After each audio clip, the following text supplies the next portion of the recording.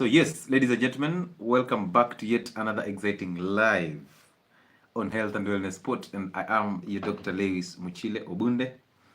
Thank you so much for all the support that you accorded us when we were in Nairobi. We have done 2 good weeks in Nairobi without fail, and it was a pleasure serving all of you in Nairobi. Thank you so much for everything that you helped us and learn and helped us learn. You also expanded our boundaries. Thank you for the referrals. It was amazing. And now we are back to our favorite spot. This is the health and wellness spot. We continue with our gut series. Remember last time we were talking about the gut. We talked about digestion. We talked about different things about the gut, the entire tube from the mouth to the exit. And we said as we come back, we will continue with our series of the gut. And today, I'm going to talk to you about a very important organ that is called the liver. And I had promised to talk to you about the liver. So those people who have the fatty liver disease, those people who have hepatitis, those people who have been diagnosed with liver cirrhosis or liver fibrosis, this is your life. Come in, sit down, take a notebook, let's enjoy it, let's learn, and let's relearn new information tonight. I always appreciate conversations when we start this. If you're on TikTok and you would like to have a conversation with us as we head along, kindly request to be a guest. We can have a conversation about this disease or about this organ called the liver. So stick to the topic. Those people who keep asking us about ulcers, this is a different live. We are talking about the liver. So focus and ask us questions about the liver. So you will know why the liver is called, it starts with the name live or live, is because the functions that the liver plays in our system are so major that we cannot ignore this organ. Now, we've ignored this organ for the longest period of time because we tend to have the belief that we are doing okay. Some people will tell me, you know, I'm lean, but I've been diagnosed with a fatty liver disease. What is that? Why am I not obese, but I have a fatty liver disease? So let's see what happens tonight. Possibly we'll get to learn something about that today. So tag those people here. Let's try and push this to the next level. And allow me to bring in my people on YouTube. If my sound is clear, of course, people on TikTok, kindly just confirm. And as well, my people on YouTube, if my sound is clear, just be kind enough to wave. So that when we start this, we don't have the hiccups. Now, there are heavy rains all over, and we know that this might bring some problems and hiccups here and there, but we are ready. We are going to push ourselves harder. Good. This is our favorite spot. Every Monday, every Wednesday, every Friday, and some of the Tuesdays. We are here for the Testimonial Tuesdays, but mostly find us here on Monday, on Wednesday, and on Fridays as we do this. So I see Cornelius Mutinda, I see Virginia Thomas, I see Eunice Mudhoni, I see Safi as usual, I see Penina Muleve, I see Kennedy Mudhomi, I also see Cecilia and Kekeli Kafui. I appreciate all of you for being here. Stephanie, I see you, I see Carol Njeri, I see Winnie Disu, I see Beatrice Wedera, Job Oboge, I see Cosmas Cheruyot, Jokonia Zulu, Lois Makomele, Lago Steve, Felicitas Atideke. Ooh, that's what a name. I see Joseph Onaya. I also see Hannah Kimani.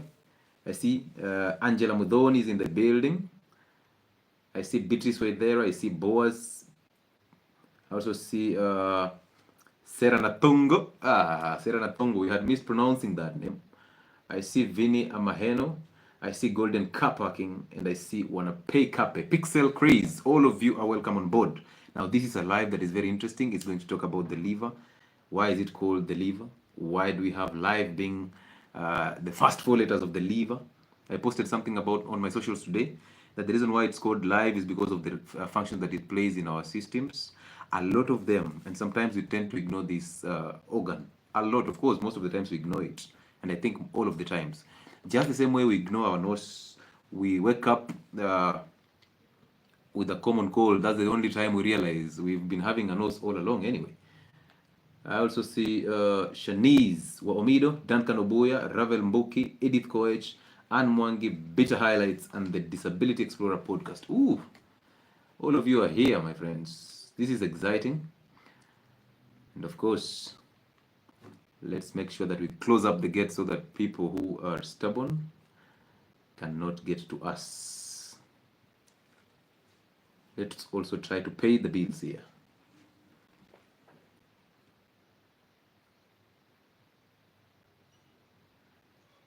Good, good. So yeah, all of you, welcome on board.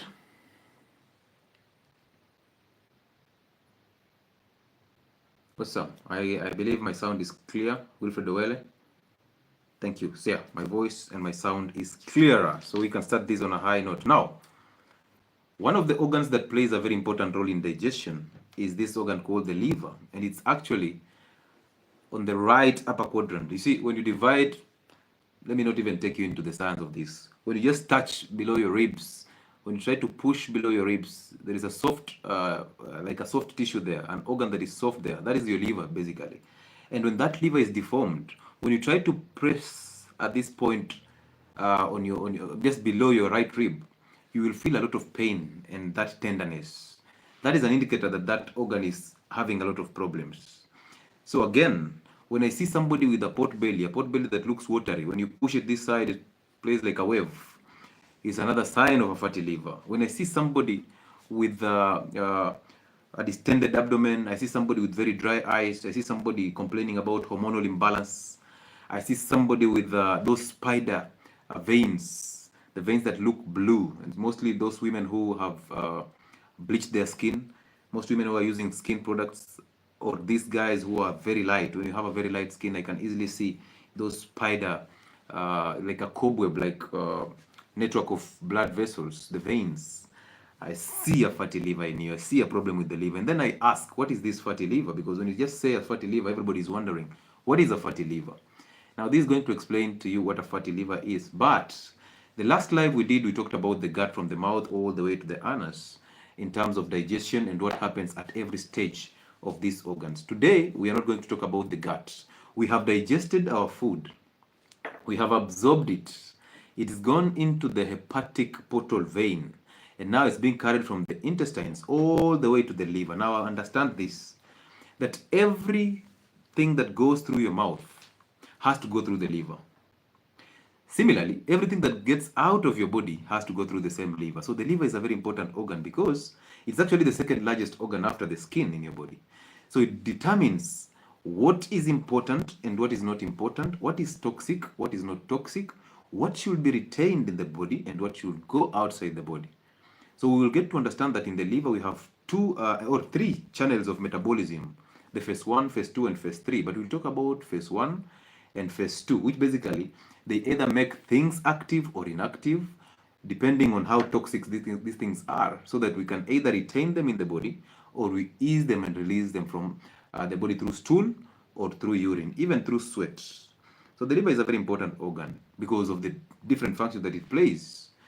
Now, even if you eat poison, the liver is the organ that will protect you against that poison. And most of us eat poisons. We think we eat foods, and in real sense, we eat food products, which are basically poisons. But our liver is very lenient, and there is a reason why the liver is the only organ that will rejuvenate even after failing to a level that was considered done. The liver can still rejuvenate back and give you a fresh and very, very well-functioning liver.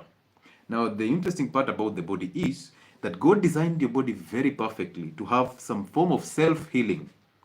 What do I mean by self-healing? There is an innate way of healing the system. For example, you have your immune system, which basically helps you fight diseases or anything that is coming into the system from outside.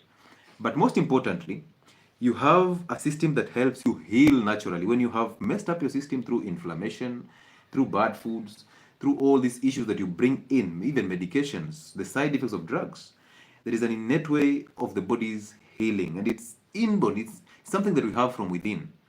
But the problem is we never take a chance to actually activate this innate healing, and we never take a chance to give the body the nutrients or the armory for the body to use to help you in the healing process. Remember, you are the one that messes up your body. But this body was designed to actually protect you because God understood that you will mess anyway. So this body is designed to not only fight diseases and infections through your immunity, but also to help you heal from what you're causing in the body. For example, if you keep on eating the three foods, and these are foods that most of you eat all the time, the seed oils, aka the vegetable oils, those that are written on 0% cholesterol, highly inflammatory foods. And I told you the seed oils, cold pressing a seed to get the oil is not a problem. But how much of the oil shall you get in that seed? Very minimal. And the industries know for you to press these seeds to get an adequate amount of oils from these seeds, you have to press it so tightly and then you have to expose it under so much heat so that you get enough of the oil from this seed.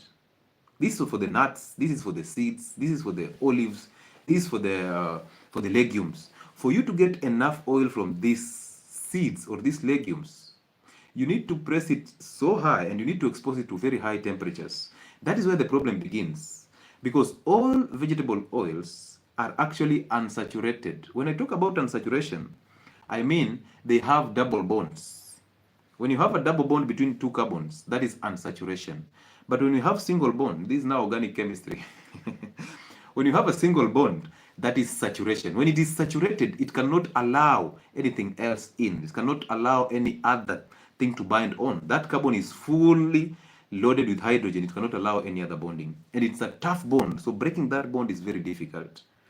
But when it comes to unsaturation, where we have the double bonds, remember they host or they harbor electrons that are just idle. They are there, they are loose, they are easy to oxidize.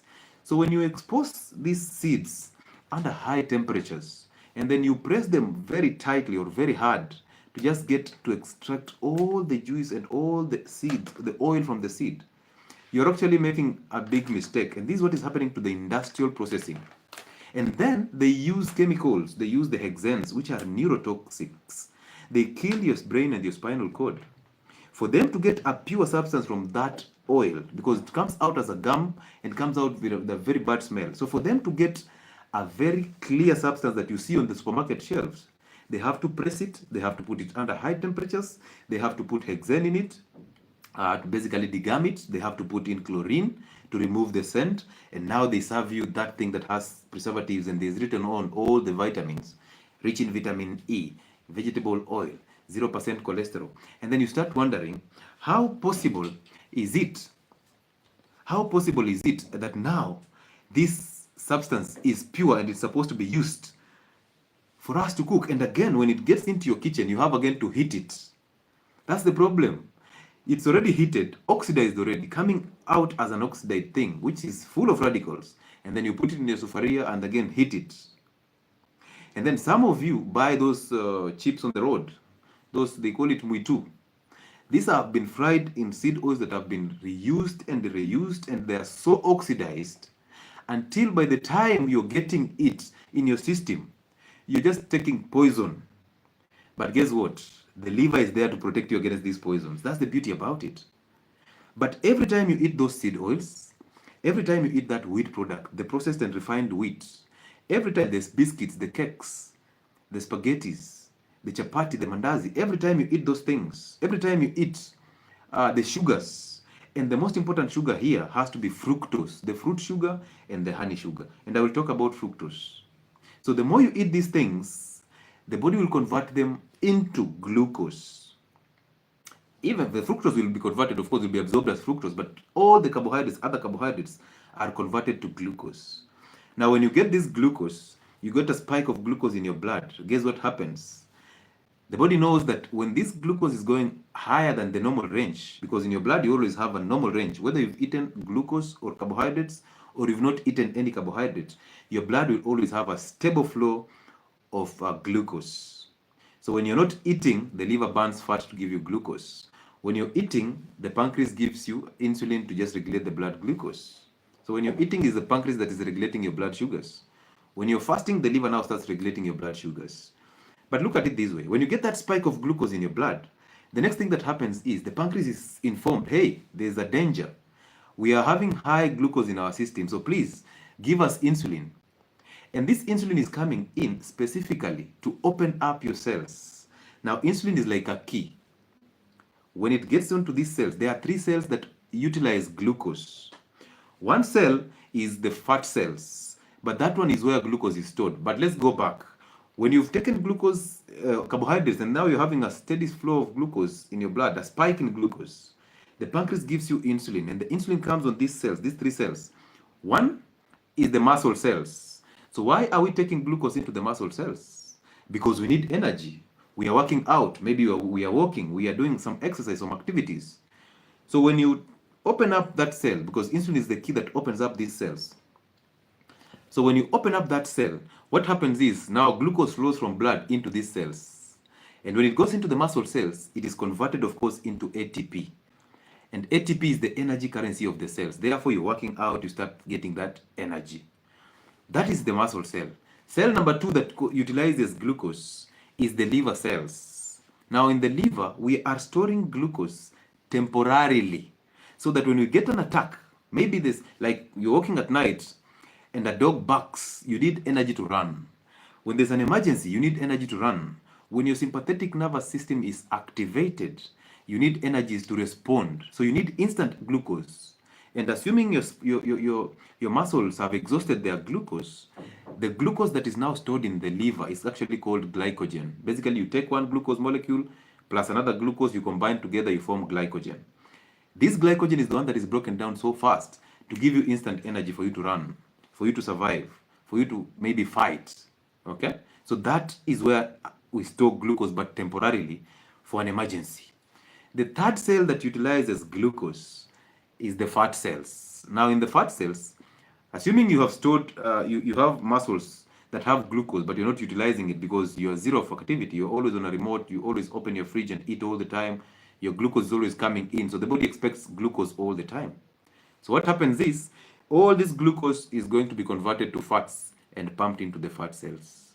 Now remember this, that the role of insulin is to open these 3 cells, the muscle cells, the liver cells, and the fat cells, so that glucose flows from blood into these 3 cells, either for activity in the muscle, for temporary storage in the liver, or for permanent storage in the fat cells. But the body is not stupid. The body is expecting that one day there will be a natural calamity. One day there will be rains. Right now there are floods all over. So the body is expecting that, hey, one day I'm storing this for the rainy day. That one day you'll starve, you'll have a natural calamity, you'll end up fasting, you'll end up starving, and therefore I'll start burning this fat to give you this energy. This is basically stored for future. But most of you eat a lot of carbohydrates. 90 to 95% of your plates are carbohydrates. For example, in the morning you're taking tea that has milk. Now you know milk has a carbohydrate that is called lactose. When you boil that milk, you've destroyed the structure of protein. You've actually altered the structure of the protein. You've actually destroyed the structure of fat. Now you're left with only the lactose as an intact carbohydrate. And then you add sugar in that tea. That is another carbohydrate. And then you take that tea with bread. That is another carbohydrate. So as I look at your breakfast table, everything is a carbohydrate. And then you move to the office. You're seated in a very good chair. You're just swinging because you're the boss. At 10, there is tea again that has sugar and possibly 2 mandazis. Maybe you do an egg. So at least there you tried. But that egg is fried. And it's fried in the seed oil. So you wasted the egg anyway. And then at lunch, you're going to do rice and beans, or chapati and beans.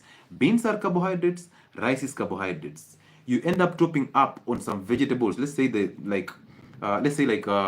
cabbages. Now, a good percentage of the cabbage is fiber, which is carbohydrate. So I'm looking at your lunch. 98% of that lunch is carbohydrate. At 4, there is tea again. At 7, you take your ugali, big ugali and some few vegetables and 2 pieces of meat, because your nutritionist said that red meat is toxic and you have to do 2 pieces of meat every week. So you enjoy them. Or your nutritionist said you take 2 eggs every week. So now it's time for you to take ugali, 2 eggs fried in ghee, in seed oils, plus the vegetables. Another 98% carbohydrate. Now I'm seated there looking at your supper. I'm wondering, and then you add a fruit, because of course they told you 1 fruit a day will keep a doctor away. So you add a banana, another carbohydrate. By the way, did you know fruits are carbohydrates? Or are you still thinking, if you're in this platform and you're still thinking fruits are the essential vitamins and we need fruits, they are healthy, you are mistaken. But we will get to understand how fruits destroy your liver and cause your fatty liver, which is a source of the metabolic syndrome. So sit back and enjoy this. So I'm looking at cumulative amounts of carbohydrates that you've eaten in that day. So much of it. You've taken literally all these calories being dumped into your system. Now, guess what? Every time you eat that meal, you spike blood glucose, you spike insulin. And then now you open up the cells, and all these sugars, all this glucose is dumped into the fat cells. Dumped into the fat cells.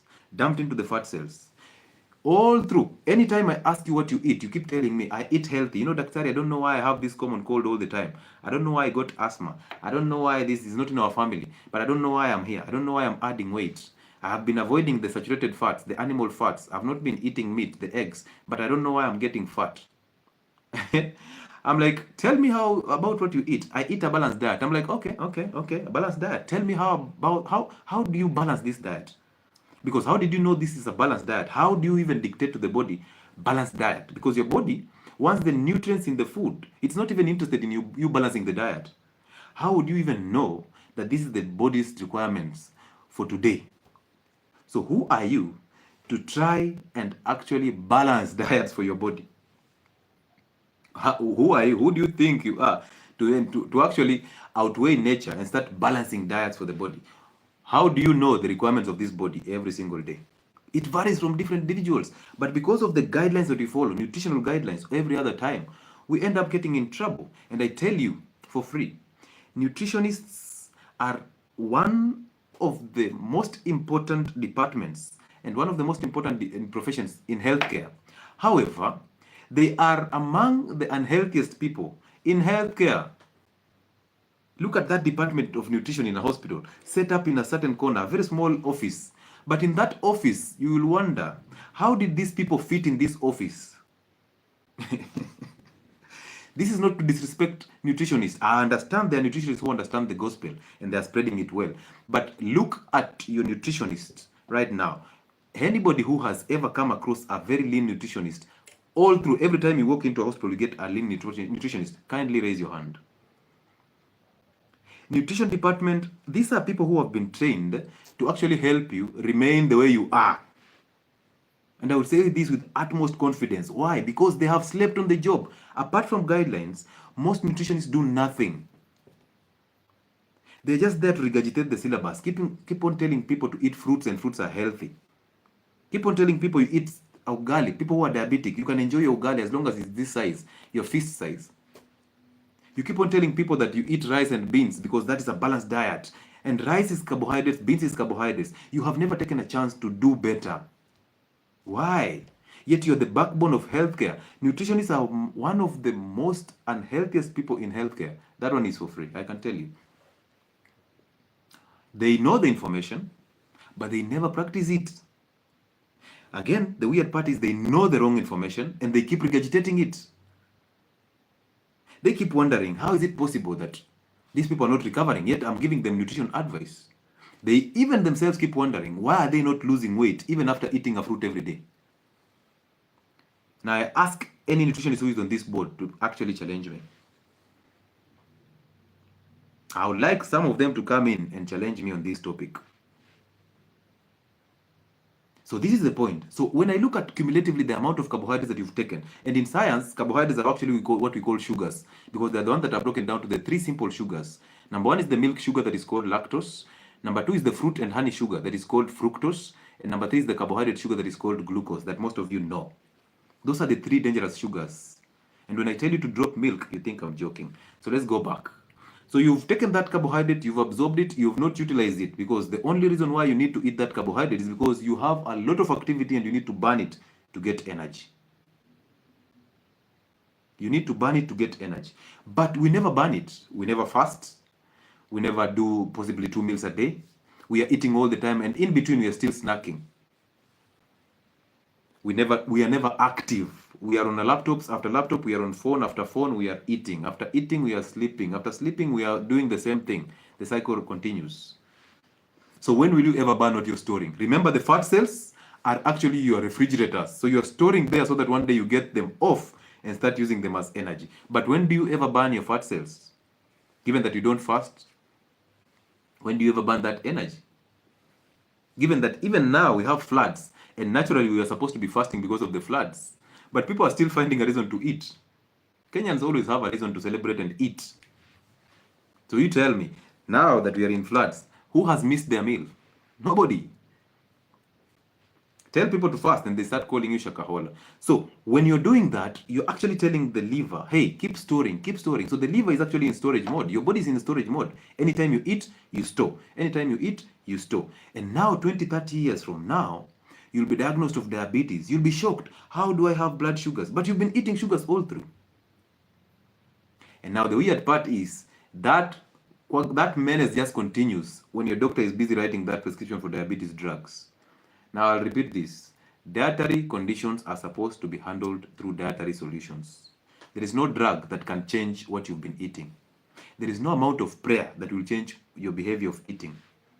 You go to the mountains, you come back. You go inject those injections for weight loss and come back. You'll still be the same person because you're still eating the same things that got you where you are. Now you're straining that liver because every time you're bringing in glucose, the liver is struggling to pump them into the fat cells, struggling to know where should I take this. But remember this, we said our bodies have an innate way of healing, right? So we need to supply our body with nutrients that it has to use to help you in healing processes. Understand this, when you're suffering from any chronic condition, be it asthma, be it arthritis, be it hypertension, be it diabetes, kidney disease, heart disease, stroke, number one on the things or on the priorities that you're supposed to do should be stopping what caused you that disease or that condition.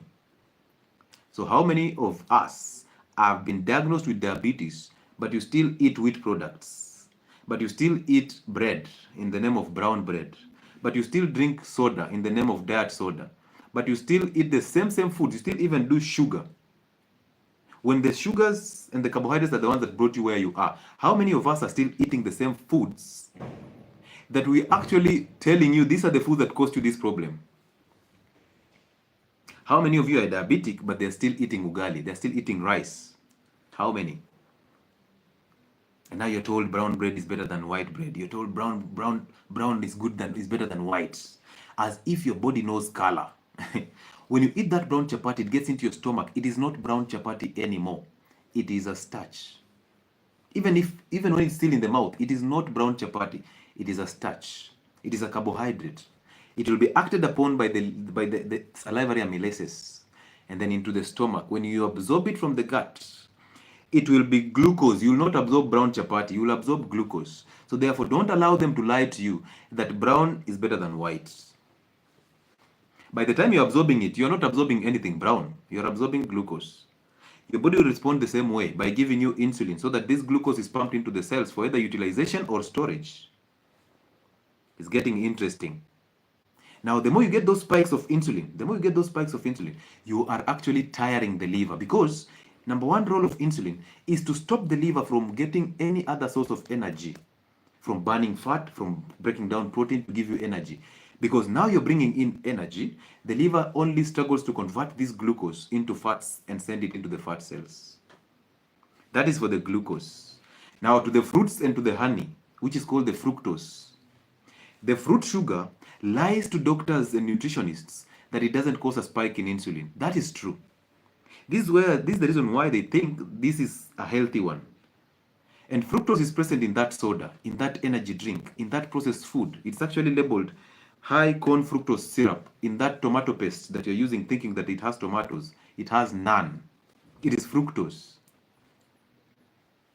Now that fructose is the one that keeps you addicted to that food. You know very well, the French fries without tomato paste, they don't taste the same. You need the tomato paste for them to taste as if they are what you want. You know very well that if I give you French fries without adding some ketchup on it, you're not interested. Why? Because you are not taking the tomatoes in the tomato paste. You are an addict to the sugar in the tomato paste, but you are in denial. That sugar that is present in the tomato paste, fructose, is number 2 on the sweetest things on this planet. Number 1 is sucrose. And guess what sucrose is? Sucrose is basically glucose and fructose. We go back to the same thing. So sucrose is a combination of glucose and fructose. That is number one of the sweetest things. Number two is fructose, the fruit sugar and the honey sugar. Most of you will also admit that you don't eat that fruit because it has vitamins. You eat it because you're a sugar addict and they are sweet. If I get the sugar out of the banana, nobody will eat those bananas. If I remove sugar from that watermelon, oh my goodness, I will sell them to myself. You know very well. Who knows the taste of vitamins? Who? So then you ask me, why am I eating fruits? And I confidently tell you, I'm eating them because they are healthy. It's a lie. You're eating them because they are sweet.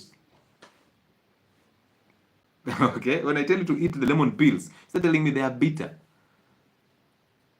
Why are you telling me lemon peels are bitter? I know that's their taste. So why are you telling me they are bitter? Because you want sugar, but it's not there. Look at people at those coffee houses, seated there with the dawa. They're drinking the dawa, and the dawa is actually a concoction. For those of you who don't know, who are non-Kenyans, dawa is a very famous concoction that contains ginger, garlic, lemons, and all these concoctions of these spices. And then the weird part is that dawa is served with honey. You tell them, no, I don't take sugar. They bring you honey faithfully, or stevia. And now you're seated there with your pot belly, trying to drink these concoctions for the next 2 hours. And you go there again tomorrow, take the same honey. Some of you tell me, I like sugarless black coffee. Then when I invite you on a date, I give you sugarless black coffee, you're like, ay, Daktari, ay, not even stevia. Yeah? And then you're there on a date with your black coffee, you're adding 6 spoons of sugar. And I'm wondering, are you taking coffee in sugar or are you taking sugar in coffee? Which is which? But you come out very excited. The coffee was nice. No, the coffee was not nice. The sugar in coffee is the one that gave you a fake high and you thought that coffee was nice. Tomorrow you're there adding another 6 spoonfuls of sugar in that coffee. You don't love coffee. You are an addict of sugar in coffee. You just use coffee as a carrier. You will one day admit. So all this is being taken to the liver. And now remember this. Fructose is a very dangerous sugar. Remember, it's the second sweetest thing on this planet. And the food industries woke up so early. They knew for you to be hooked on their foods, they have to add in sugar without putting on the label. So what do? They add sugar in those things in form of fructose, and then they make you so addicted to them. You think that food is so nice, it's so exciting, and these guys know how to cook food. No, they added sugar that gave you the dopamine hits, and you got addicted to their foods. Start thinking. And now you keep on going to the same area to take that dawa. You're wondering, you're even adding more weight after taking 4 months of dawa every evening with honey. They serve you honey in a very good glass so that you feel that, hey, honey is the natural sugar. Now listen, your body does not understand natural or synthetic sugar. Your body will absorb either fructose or glucose. It doesn't even know you added sugar in your tea. It just knows you took glucose or fructose or sucrose, and it will process it as that sugar. Not as natural, or if you eat sugarcane. And by the way, I had an experience with people from Lavington in Nairobi. This one I have to say it. In the morning they are busy running, very good.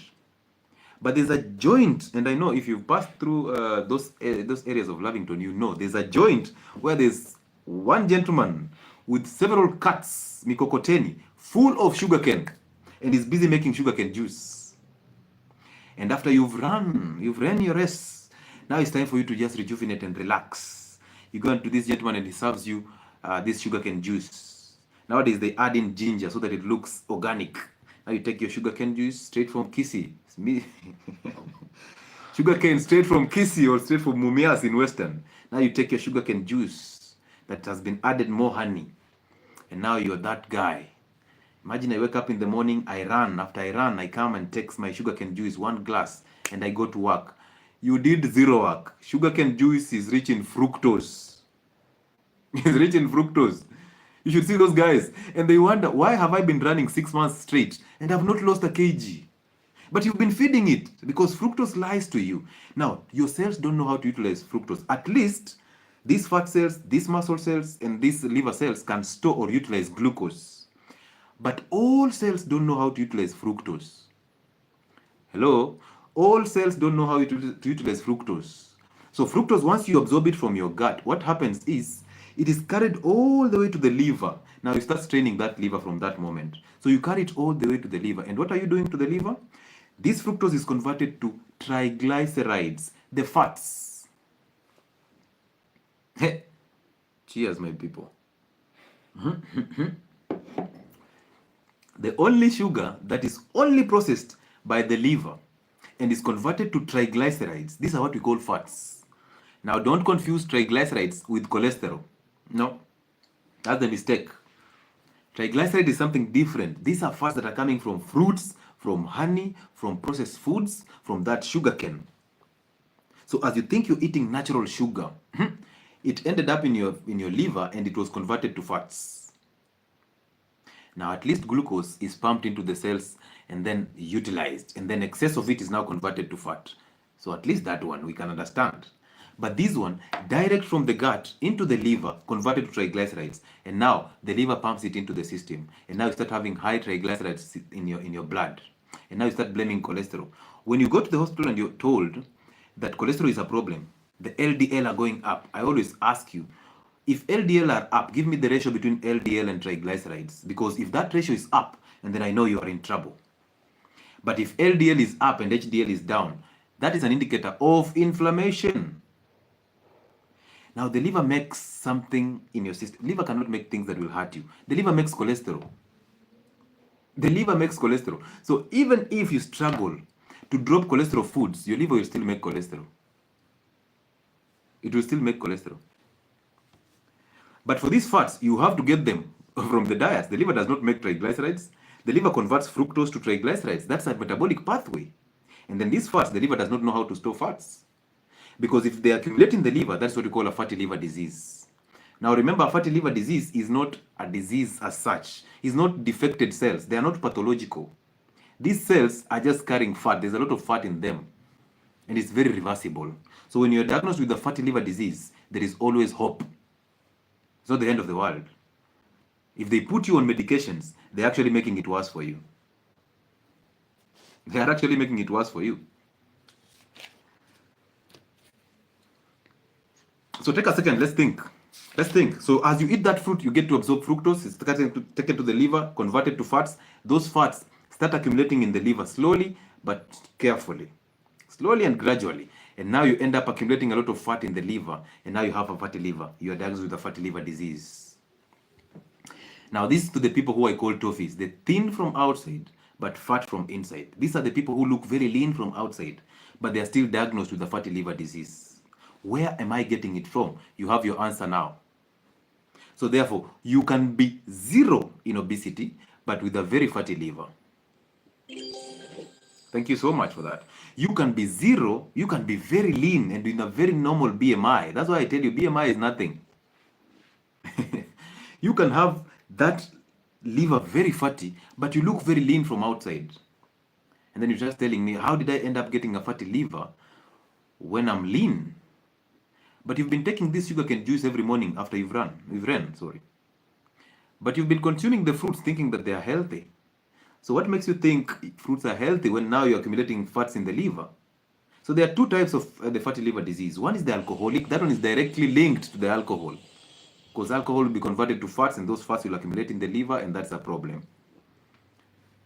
But this other one, which is the non-alcoholic fatty liver disease, that is in common in most people. By the way, most of you have a fatty liver, but you just don't know.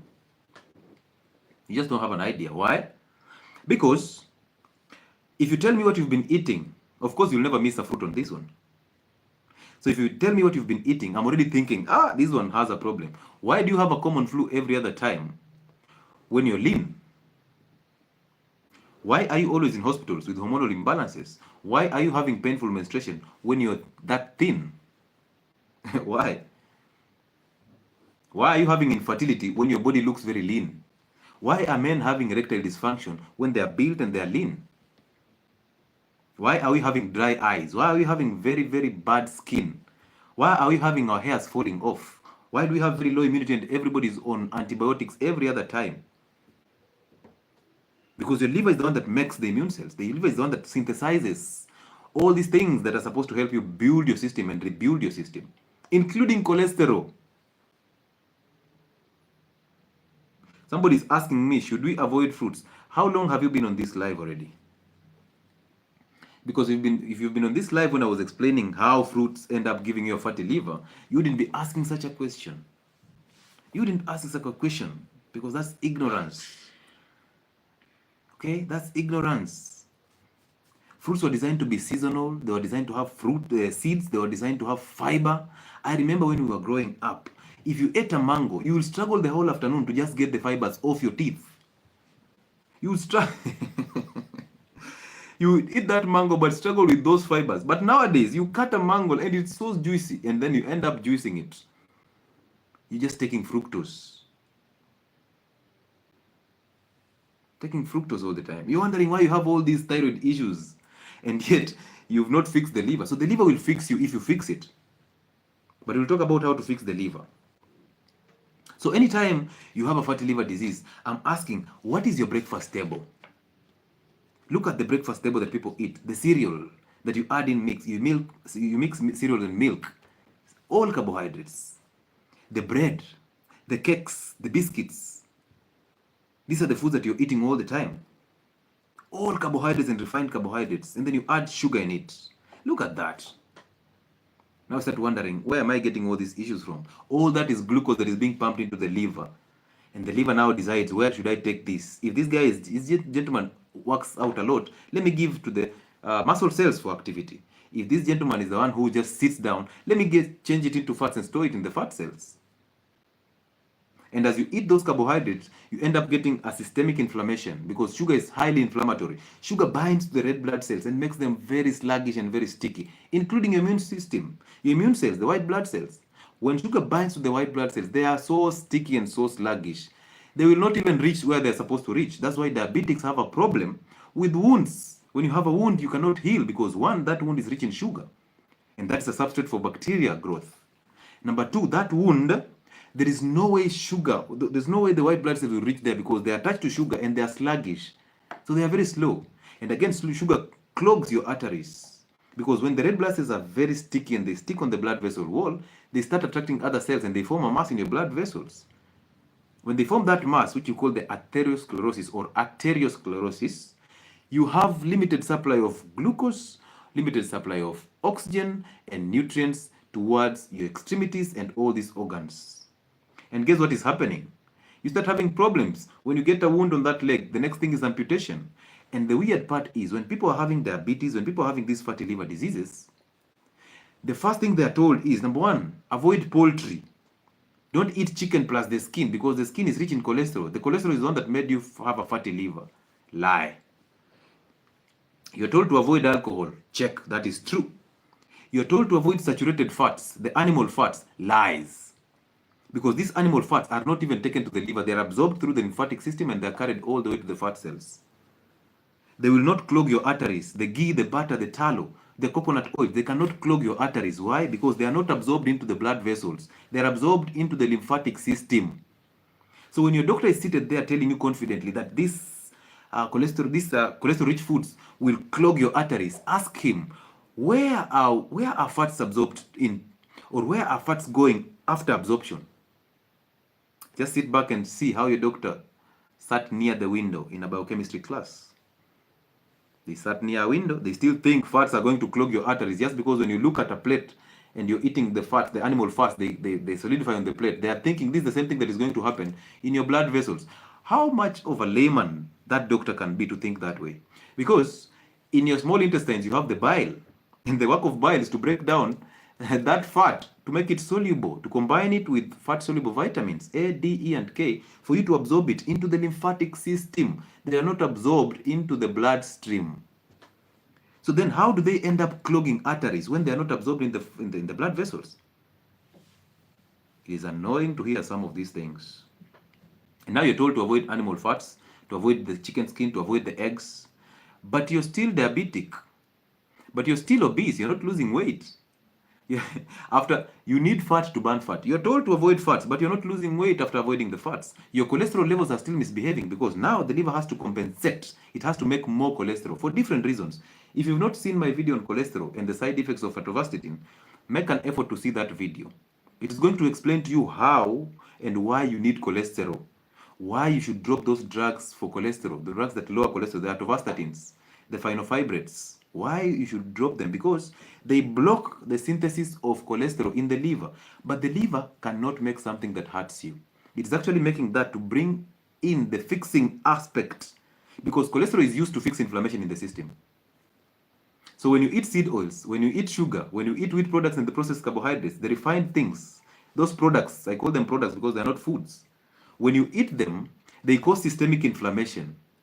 When they cause systemic inflammation, now the liver has to send cholesterol all over to those inflamed sites to go and fix the problem. And now you end up blaming cholesterol. You go ahead and break or drop the cholesterol-rich foods. But you still realize your cholesterol levels are going up. Why? Because the liver is making even more because you're not bringing in the raw materials.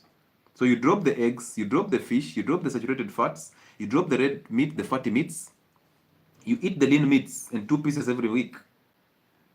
And then you go back to your doctor, you've been doing all this. And the weird part is, you guys don't ask these questions. Imagine you're at your doctor's, you just drop the foods that he told you to drop. And your cholesterols from the lab are misbehaving still.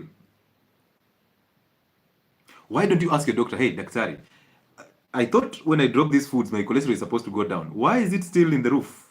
Why? Why don't you ask this doctor these questions? This is the point. We have made it impossible for you to ask us questions. The reason why we slap you with medical jargons, and that's the reason why I don't like using medical jargons. The reason why we slap you with medical jargons is because we want to remain relevant and we want to maintain the monopoly.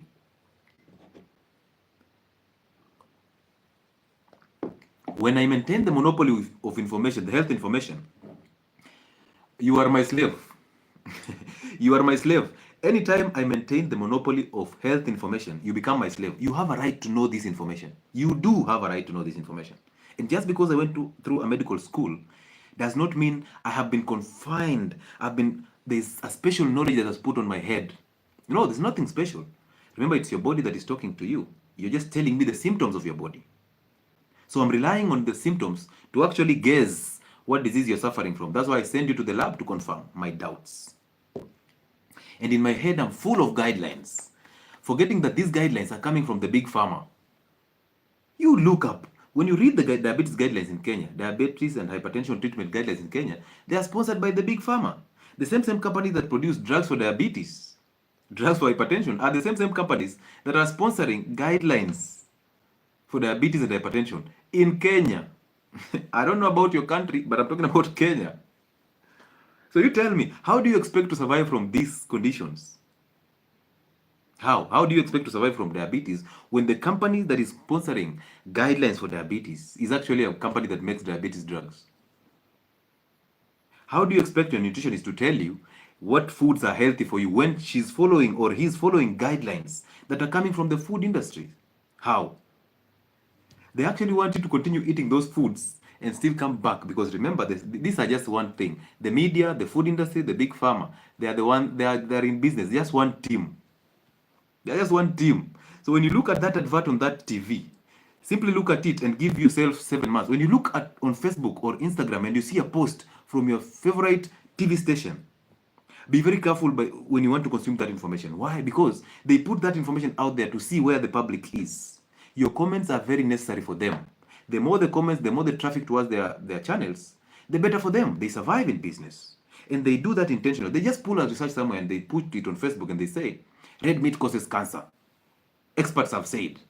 Experts from Harvard University have said red meat causes cancer. They put it there. Now, every single one of you is running on those platforms to comment, hey, Dr. Lewis said this, you're tagging me in those posts. I'm like, I did not teach you this way. You can do better. You can do better. You cannot be on my platforms and still tag me in a platform or in a post that has been designed by the media industry. You cannot do that. And you expect me to respond? I cannot. Sometimes I do respond and open up your mind a little bit to just see this is totally designed to hoodwink you and take you back to who you are, where you started. The journey is too long, and these guys woke up so early. So be careful about what you take in the media, specifically on Facebook, on Instagram, and sometimes on these TikTok pages. Tag that nutritionist here. We want a conversation with the nutritionist about fruits and how fruits are healthy and all this. We want them here. Tag that nutritionist here so that we have that conversation. And I hope they can request to be on this one. So as you eat those carbohydrates, you are actually forcing your liver to work extra hard to protect you. And since the liver is an organ of life, it was designed to rejuvenate. Even if you fail your liver to a third, you can still get a new liver. Only when you feed it with healthy foods, you start fasting and you drop the inflammatory foods. So I told you, for you to reverse any chronic condition, start by dropping what caused that disease. For example, if you have been diagnosed with diabetes, what are you still eating carbohydrates for? What are you still eating carbohydrates for? Why are you still an addict of carbohydrates when you know that addiction brought you to diabetes? It's time to undo that. Remember, carbohydrates are non-essential. There's somebody called Atkins. He put it clearer that fiber, proteins, and fats, these are the essential foods that you need. These three foods that you need: fiber. You need protein diet, you need fats. And they have their deficiency conditions. If you don't eat those three foods, there's a deficiency condition for each. Tell me about the deficiency condition for carbohydrates. None. But talk about carbohydrates and tell people to quit carbohydrates. The first question that comes when I tell somebody, don't eat rice, don't eat ugali, don't eat chapati, only those three. The question that comes in is, Daktari, so what should we eat? I'm like, what? How is your plate like? Is it just full of rice? Is it just full of chapati? Is it full of ugali? And I realized Kenyans, Luyas, Kisses, Jalus, ugali is a daily thing. They cannot imagine their life without ugali. They cannot. My friend, you explain it all and you finish, put a full stop, and they still look at you and ask you, so daktari, umesema tusikule ugali. I'm like, Then you ask, why are you eating ugali? They tell you it's because of energy. And I tell them, but people who are fasting, they get a lot of energy. How then is it that ugali gives energy? I've not been eating ugali for the longest period of time. So does it mean I don't have energy? Again, look at those people who work on those construction sites. People on Mjengo. They're the ones who defend ugali with all they have. But tell me this. You talk to these guys on a construction site. They tell you at 12:30 they are very hungry, they are very tired, they cannot lift that cement, they cannot even carry anything. They just want to sit down and enjoy their ugali. And then you give them ugali. My friends, 30 minutes down the line, this guy is working like a donkey. 30 minutes down the line, after eating that ugali, this guy is the one who is carrying all these things up and down. Where did you get that energy from? Yet that ugali is not even digested. Like you need about 6 to 8 hours to get that energy from that ugali that you just ate. But 30 minutes down the line, this guy is working like a bee. I'm like, nah, bro, common sense. Common sense. You're working like a bee 30 minutes after eating. Where did you get that energy from? Basically, it tells you that you have a lot of energy stored in the fats. When you burn fats, you get double the energy that you get from burning a carbohydrate. And learn these things. Carbohydrates are non-essential. You will never suffer from any health condition if you don't eat carbohydrates. And when I say carbohydrates, put fruits on that list, except avocado. Put fruits on that list. If you know of any carbohydrate deficiency, please tell me on the comment section. Inform me on the comment section. If you have ever heard somebody died because they did not eat a carbohydrate, tell me. The only thing they'll tell me is, I have low energy. Low energy. What? Low energy. So the liver is very important in this process. And when you tell them, when you're diagnosed with a fatty liver, the doctor says, don't take alcohol. That one I say check. But eat fruits because fruits are healthy. They'll help you in getting the vitamins to help the liver. They'll even tell you, avoid saturated fats. Then you ask them why. They tell you because of cholesterol. And cholesterol is the one that is causing fats in the liver.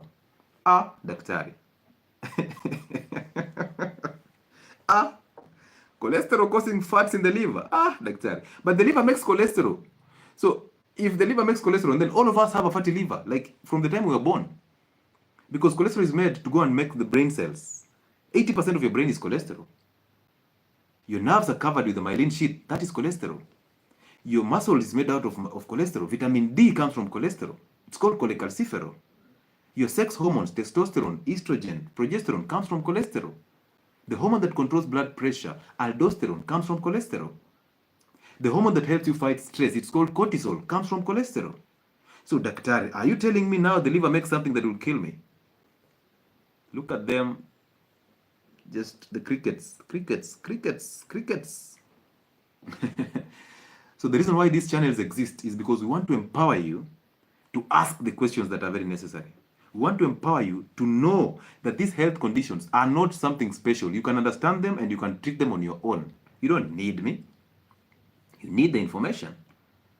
But look at how the doctors defend prescriptions. When they write bad handwriting, they tell you this is actually a prescription. The information in the prescription is designed for the pharmacist. But that same pharmacist is asking, what are you writing here, Daktari? Is this really... So the pharmacist that you're saying that this prescription is not for the patient, it's for the pharmacist, is actually wondering, what have you written, Daktari?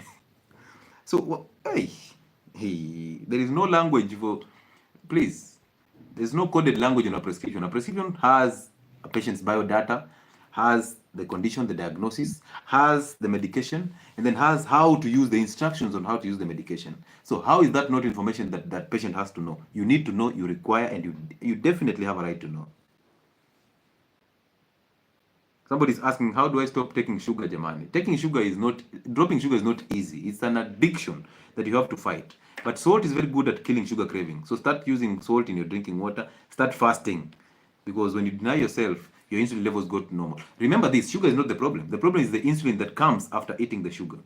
Because when you eat the carbohydrates, specifically the simple carbohydrates, you cause a spike in insulin, glucose, and then that spike in insulin. So insulin comes in and takes your blood sugars to below normal, hypoglycemia. When it takes you to below normal, now you start craving for sugar. You want more sugar, you want more carbohydrates so that you bring back your glucose back to normal. And now you go into cravings. And that's how addiction comes. So for you to clear addictions, you must lower your insulin. Start eating fatty foods. When you eat fatty foods, when you eat that fatty meat or those eggs, because eggs is 50% protein and 40% fat. When you eat that fat, what will happen is fat does not cause a spike in insulin. That is one. Therefore, no cravings. Number two, fat is satiety. So when you eat fatty meats or the eggs, you're actually lowering your levels of hunger. And number three, you'll have a prolonged period of time. Thank you so much, George. You'll have a prolonged period of time before you get hungry. That's what we need. We need that fasting gap so that your insulin goes down. And when insulin goes down, you start burning fat. Now you get from carbohydrates dependent to a fat adapted state. When you get to that fat adapted state, you are a superhuman. That is where health is. So eat fat. Eat that meat, make it fatty. Today I said that when somebody tells you that if you eat meat, it will stay in your gut for 8 hours without being digested, that's a very useless statement. Why is it useless? Because there is a reason why you have HCl, a concentrated HCl in your stomach. That concentrated HCl in that stomach is supposed to help you tear larger protein molecules into smaller molecules that can be easily chopped off by the pancreatic proteases, the enzymes that break down protein. So you have that concentrated acid in your stomach to help you activate pepsinogen, which is the inactive substance, the enzyme, which is inactive, to make it pepsin, which is the active enzyme. Now that enzyme is the one that breaks down the larger protein molecules into polypeptides. And these polypeptides and the peptides are the ones that are now broken down by enzymes to give you amino acids that you will absorb. So if you end up messing up that stomach environment, of course, what do you expect? You'll have that meat in that stomach for about 8 hours because you messed up your stomach environment. It's not about the meat. It's about the stomach environment. So stop blaming meat for what you cost your stomach. This is a person who consumes sugar, consumes wheat products, always on antacids and PPIs for ulcers. But this is the same person who's telling you, if I eat meat, guys, I will end up having this meat in my stomach for 30 hours. It will give me constipation and bloating. And then I ask you, are you on any antacids? Yes, of course I use this one. I use the one that has fire because it burns. It actually inazima moto kwa tumbo yangu. I'm like, Are you on any PPI? Yes, I use esomeprazole. It is stronger than omeprazole. I'm like, Eh?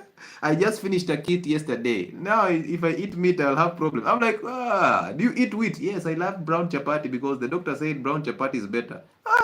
Do you take soda? Yes, I've been just taking that black soda.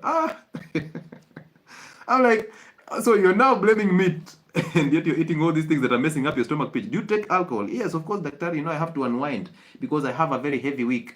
I'm an accountant. When mathematics is not mathematicking, now I have to sit down and enjoy my 2 bottles, 2 for the road. I'm like, okay. So now 2 for the road, and now you're blaming meat.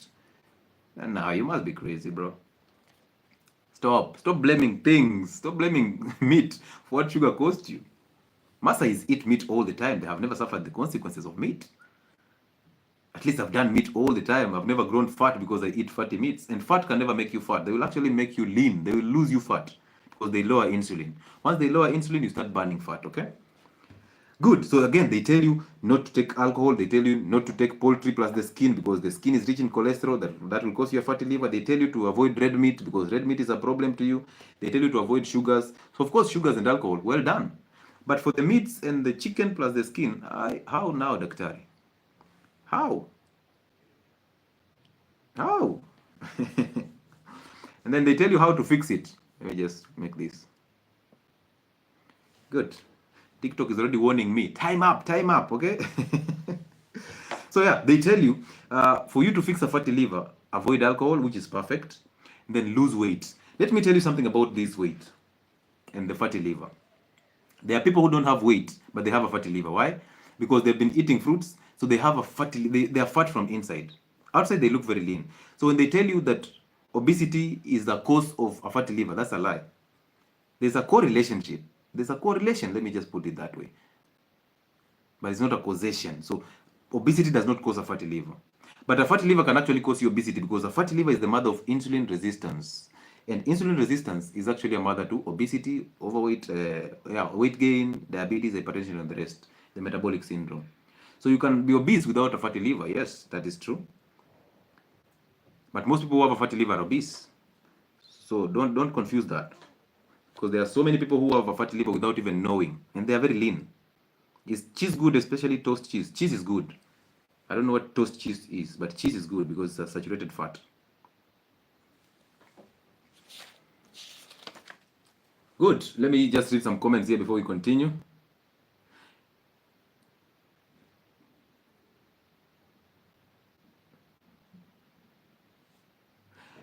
Eric K is saying, they say the doctor's handwriting is called a shorthand. Let me tell you, there is nothing like a shorthand. Because a shorthand to who? To who? To the pharmacist? He does not understand. I once posted the charts in those pharmacists groups. They are actually taking those prescriptions, taking pictures and sending them to these groups and asking, what is drug number 2? What is drug number 3? They don't even know. There is nowhere in medical school that handwriting is taught. Bad handwriting is not taught in medical schools. It's not. Of course, for the shorthand, make it legible so that even the pharmacist can see. Okay? Some form of laziness, let's just avoid it. So this is the stepwise way of getting the fatty liver disease. So if you have a fatty liver disease, this is how you got there. Number 1, overload. So this is the time you start writing those notes. Doc, is deworming necessary? This is a very unnecessary question on a live that is talking about a fatty liver. But yes, it's not necessary. It is not. If you fixed your gut, there's no worm that will survive there. But because you've messed up your gut, of course, all worms will survive there. Because you keep on dumping things. And let me ask you a question, guys. People who are diabetic or people who have a fatty liver, so somebody who has a fatty liver will end up getting insulin resistance, which will bring diabetic mellitus, okay, type 2 diabetes. But this person is given drugs for diabetes. So this is a challenge to you. So when you have a fatty liver disease, or those ladies who have PCOS, you're given metformin. Metformin is a drug that improves the sensitivity of insulin of the cells so that blood sugars are pumped from blood into the cells, the fat cells.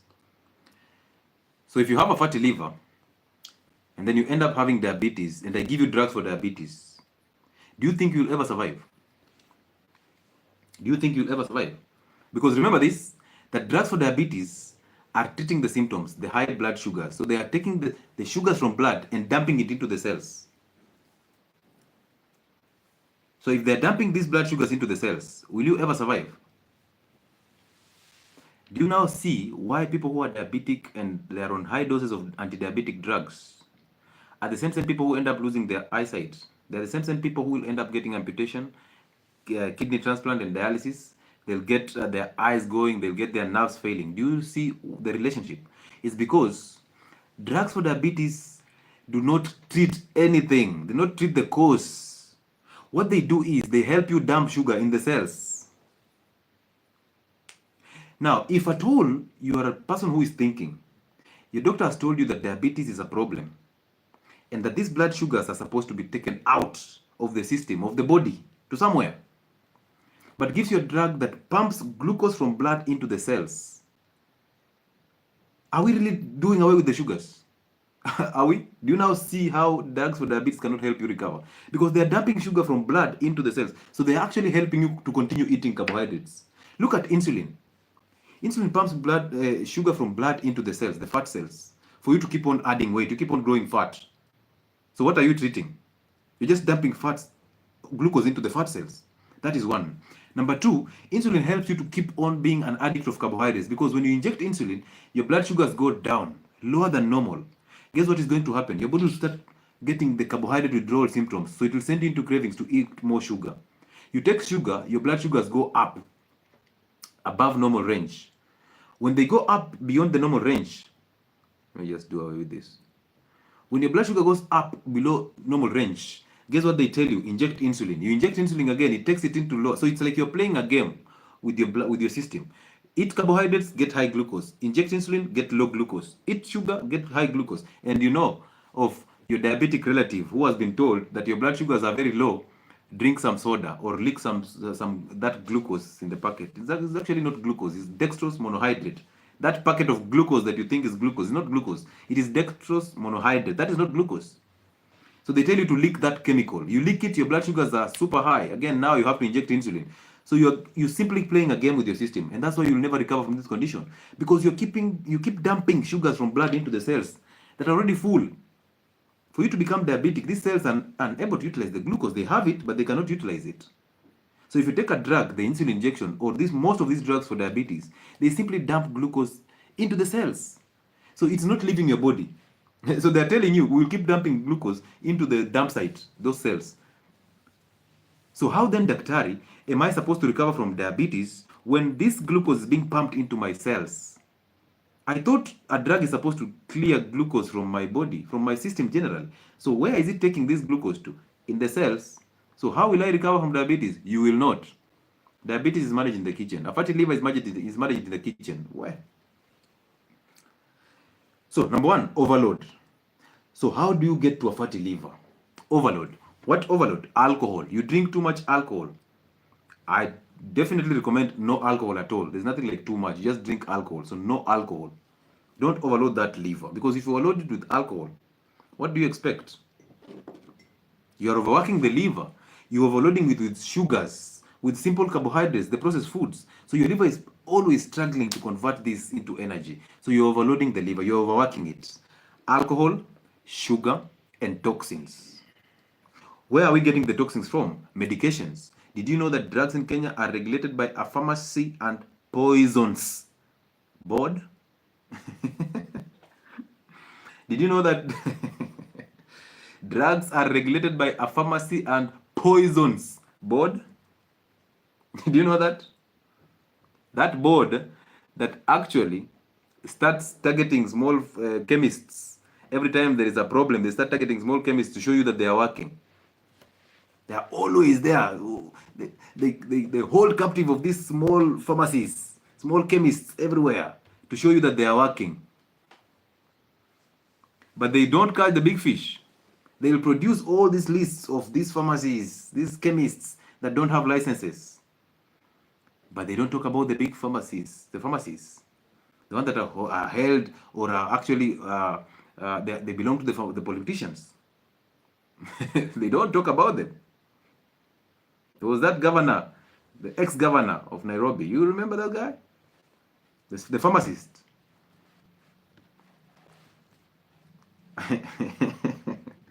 Anyway, drugs are toxins. Foods that we eat nowadays, the processed foods, are toxins. Pesticides that are coming from GMO foods and the herbicides, the glyphosates, are toxins. All the poisons that you take in are toxins. So when you overload the liver with poisons, those people who keep on threatening, they will commit suicide. Somebody who wants to commit suicide cannot threaten you. They will just commit suicide. So those people who are trying to take poisons to just commit suicide, those people are always on medication. Every time you go to the pharmacy, you pick drugs. Your house is like a mini pharmacy. Your car is a mini pharmacy. You're just a walking mini pharmacy yourself. Those people who have more than 7 drugs on a prescription, you are going to get a serious problem. You're going to overwork your liver through those toxins, because the liver is the one that detoxifies the system. Detoxifies the system. So if you don't supply the liver with vitamin E in natural forms, not the supplements, you'll end up suffering all these problems. So those poisons, those toxins, those drugs and medications, those heavy metals, ladies, every time you're using a skin product, you want to lighten your skin. Every time you're injecting yourself with some things, you want to lose weight. Every time you're taking medications for something, they end up in the liver. You're messing up that liver. That is the overload stage. So we start there. You start by overloading your liver. It strains to bring back the A game. It keeps on saving you. Every time you mess it, it saves you. Every time you mess it, it saves you. But it gets to a time it's tired. So that's step number 1, the overload. Then number 2, this overload that you're causing the system with the sugars, the drugs, the toxins, the poisons, what does it do? It causes inflammation in the liver, because you start building fat. The fruits that you're eating start building fats in the liver. Fats are highly inflammatory, so therefore your liver starts being inflamed. So inflammation step is number 2 to getting a fatty liver. And when you get a fatty liver, of course, insulin resistance is there. Insulin resistance is the mother to all the metabolic syndrome: obesity, hypertension, diabetes type 2, kidney disease, heart disease, high triglycerides, and fats in the system. And now you keep on causing more inflammation by using those vegetable oils and the seed oils. More inflammation to the liver. The liver still struggles, still helps you, because it has a capacity or capability to rejuvenate. Thank you so much, Queens. So it keeps on rejuvenating to actually make sure that you're safe. So even though you step on it, it still has goodwill for you. And then, of course, autoimmune conditions. Because you messed up your adrenal glands through sugar, seed oils, and wheat products. Now your adrenal glands are unable to help your immunity to just not to overreact. You end up getting an autoimmune condition. You start messing the liver. And also wheat is highly inflammatory, and wheat actually exacerbates autoimmune conditions. Then, of course, stress, because stress limits the blood flow towards the liver. Once that happens, the liver starts getting inflamed. Also, stress limits the liver's ability to repair itself. So as you log yourself with chronic stress, there are things that you can handle, there are those that you can't. There are things that can be handled through prayer, there are things that can be handled through activity and action. So don't put prayer everywhere. Nowadays, I see these pastors telling you to put your hand inside your to just touch your fats. Then now they pray for you that fat will disappear. My friend, you will get stressed up because that fat is not going anywhere. Not going anywhere. You lose sleep because of something that is actually troubling you. As you lose sleep, you increase the cortisol levels. Those cortisol levels start causing inflammation in the liver, and now you have all these problems. You inject yourself with steroids. You saw that guy, the gym guy, who is always on these platforms trying to share his lifestyle as a bodybuilder, injecting himself with steroids, the Trebolone, and then goes ahead and takes Viagra, aka sildenafil, to just open up his blood vessels, because Viagra actually opens up the blood vessels. So he takes those 2 tablets of sildenafil and then injects his steroids and then goes into the gym to pump the muscles because he wants to be the best bodybuilder. Disaster awaiting to happen. Disaster awaiting to happen. Did you see that? Did you see that gentleman with the blue pills? Taking tablets of blue pills to just go and maximize on the gym effect. Did you see him? Yeah? Did you see him? Yeah, we can do everything for content, my friends. So as you increase your stress levels, you are actually limiting the blood flow towards the liver. You're also blocking the liver's ability to rejuvenate and to heal. So you're blocking the healing process of the liver. That is a problem. As you take that commercial toothpaste, that has fluoride, you're causing high stress in the system. You end up having issues with the liver. They're wondering, I've been using the best.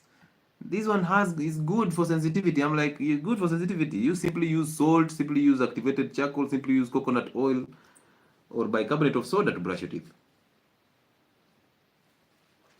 So number one, we said overload. Number two, we said inflammation. So after overload, you get to inflammatory stage where we have the accumulation of fat. Now, once you have accumulated that fat, you have had that inflammation. Remember, a fatty liver is not, the cells are not pathological.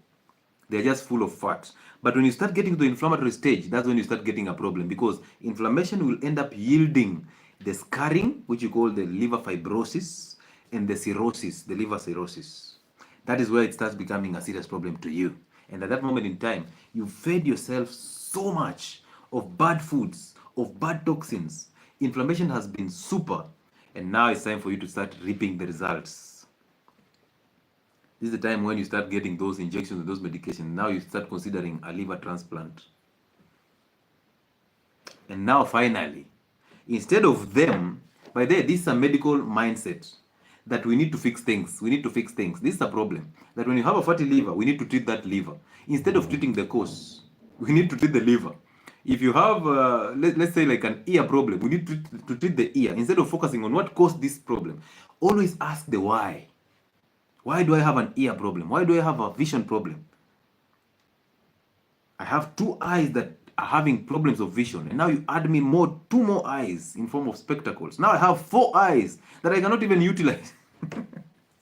So I started with 2 defected eyes. Instead of you handling the cause, you ended up and peeled off my eye, peeled off that layer of the eye, fixing the symptoms, and then you gave me spectacles, or you gave me a goat eye. And nobody fixed the symptoms. Nobody fixed the cause. All of us are trying. That is a medical mindset. Medical mindset is always trying to fix something. You have a fatty liver. Oh, we can do away with it. We can replace it. You have a defected heart. Oh, we can do away with the heart. We can replace it. But we did not. How did that heart end up becoming problematic? How did that liver end up making more cholesterol? What caused that? Why? Because if you ask the why, you will be treating the cause. You will not be treating the symptoms. That's the beauty about this. That's the beauty about our channels, because we tell you what caused diseases. When we tell you that, we make sure that you have the information to reverse the condition, not to treat and manage the symptoms. So now you have to supply your body with the nutrients that actually will help the body to start the healing processes. For those people who have a fatty liver, they know a deficiency in an amino acid that is called cysteine and glutathione. Glutathione is a substance that the liver uses to detoxify your system, to detoxify drugs. Pharmacists know that glutathione is actually used to detoxify specifically paracetamol. Paracetamol is one of the most toxic drugs to the liver. So as you pop those pills of paracetamol every other time because of a headache, simply know paracetamol is one of the most toxic drugs to your liver. So it will mess up your liver. But glutathione is there to help you detox the liver. There's another substance that is called choline. Choline is a substance that actually helps your liver dissolve fat. So if you have fat in the liver, if you up the game of choline, you detoxify the liver, you dissolve that fat. And where do we get the choline? A higher content of choline is in the egg yolks. But what do they tell you? Drop eggs when you have a fatty liver disease because of cholesterol. You see, glutathione is rich in eggs, also in green leafy vegetables, specifically the cabbage. Now you've seen people, the okra trending. Okra has been trending. So let me tell you something about the okra. Okra is a vegetable. In course, they call it mabenda. It's been there all through. And now because they know women are very emotional, and for you to capitalize on women's, you want to actually extract more money from a woman, talk about their reproductive health. Talk about something they can resonate with. Tell them that okra water will make their vagina very, very fluidy and very tight, or something like that. Tell them that soda plus milk will tighten their vagina. Women will be there all through buying this product expensively. They don't care about the price. No, they care about them being tight. That's why they ate all those fruits, the pineapples, to just have a very tasty organ. That's why they took all that yogurt to just have a tasty organ for the men. That's why now they're running to okra, making the okra water and drinking it, hoping that okra will make them slightly. My friend, stop playing games with your body. You can simply fix the symptoms instead of focusing on fixing things that are not making sense. They capitalize on your desperation. Once you're just desperate, and most ladies are desperate because most of you are overweight, most of you eat all the time, you don't even fast. Most of you have estrogens in the air. That's why you're super angry every time. That's why you're super emotional. You are uncontrollable because of your high estrogens in the system. Now you see somebody just comes with a word that just suits you and relates to what you're going through, and they tell you, hey ladies, we have had all this inappropriate sex, we've had all these contraceptives in our systems, we've taken all these sugars in our systems, and we can continue doing the same things, but here is a solution. So keep using that contraceptive, that hormonal contraceptives, no problem. Keep enjoying unprotected sex, no problem. Keep eating the sugars, keep enjoying the yogurts, keep doing what you've been doing, but expect different results when you use this okra water. Are you stupid? Is that stupidity? Is it? It is, because you're doing the same things that actually cost you the dryness of the vagina. So who told you that you can keep doing the same things and still come out with the different results just because you took okra water? My friends, do you remember the quail eggs? Do you remember the quail eggs? Where did they go to? Do you remember vitamin C during the time of COVID? Where did they go to? Do you remember ladies using that soda that tastes like lemon to tighten their vagina? What happened to that? Do you forget so easily? Do you remember ladies who are eating pineapples? Have you forgotten that?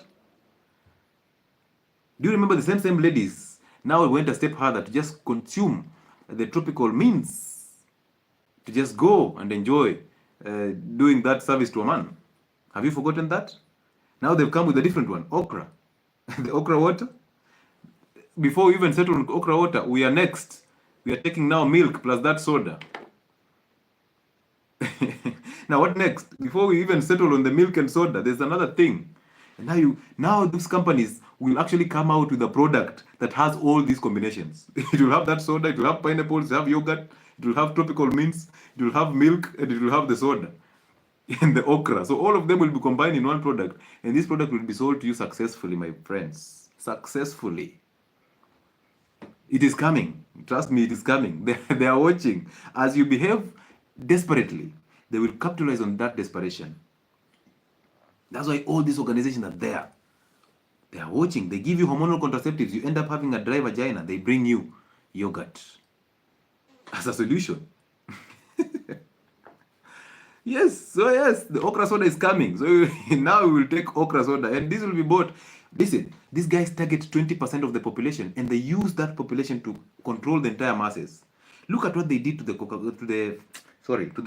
diet soda. What did they do? They just brought diet soda, and they told you that if you're a diabetic client or patient, you can now enjoy diet soda without worrying about their diabetes. When they targeted the 20%, the diabetics, do you know what happened? All other people ran to buy that soda, praying and hoping that this soda I can enjoy soda without worrying about diabetes. And guess what happened? Cases of diabetes are always in the roof. Always on the roof. As you take that diet soda, cases are always on the roof. It is even worse than the normal soda. But by the time you're realizing that, they have moved, there's a new product. There's a new product. You tell me that soda that tastes like Crest has quinine as an ingredient in it. Quinine is an antimalarial drug. What is it doing in soda? Ladies and gentlemen, quinine is in soda as an ingredient. I'm not lying. Simply go and Google the ingredients of that soda, the one that tastes like lemon. Quinine is part of it. And now you're wondering, why are people having malaria resistance? Why is malaria becoming a serious problem right now? Yet a drug for malaria is in soda. You're drinking it hoping that is lemon and that is vitamin C, but you end up having malaria and you are unable to be treated in a hospital. You end up dying from malaria. Children are dying from malaria. But these children are the same ones that are taking these sodas. How long has it taken you to know that that soda, the other one, does not have tangawizi? How long has it taken you to know that? Or do you still believe that it has ginger? And now, even the seed oil, there's a seed oil that is actually coming with, I think it's garlic or something. It smells garlic and it has ginger, a seed oil. And when you just see that, that is what you want to cook the best mandazis for your family. That is what you want to deep fry those foods for your children. And then those children end up having asthma. They end up having skin problems. And then now, guess what? You start blaming on the meat. You start saying, oh, my child does not has protein allergies. When he eats eggs, he gets the allergies. When he eats meat, he gets the allergies. But you're the one who is using these seed oils. You're the one who is serving this child with a lot of, my friends, with a lot of wheat. This child is always on yogurt. Your child has a pot belly already. Some of you have children who are teenagers and they weigh more than their fathers. Some of you have daughters who are super overweight. And you're wondering, where is this daughter getting this weight from? But you're the one who is feeding that weight. Because you're always seated in that restaurant on Sundays after church. You're seated in that restaurant, feeding your child with bad foods and expecting different results, of course. Now you come to me and you expect me to change your life for the better. Of course, I will write that antibiotic prescription. If I'm a pharmacist, I'm a happy pharmacist. I write that antibiotic, the original one that you want. Then I add on an antihistamine, the original one. Then I add on a steroid, prednisolone, an original one. Then I add on a painkiller, an original one. And then I add on an antacid. So keep going, keep messing that child's gut totally, and you'll come back anyway. I want you here because you are my customer. You're not my client anyway, you're my customer. I like it when you come back. Good. So again, remember we said for you to feed the liver, feed it with choline, and choline is rich in eggs. Feed it with glutathione, very rich in cabbage juice, very rich in the eggs also. Feed it with something called the amino acid cysteine. Amino acid cysteine is rich in red meat, make it fatty. And then feed the liver with bile. Bile comes from cholesterol, so therefore eat cholesterol-rich foods for you to get bile.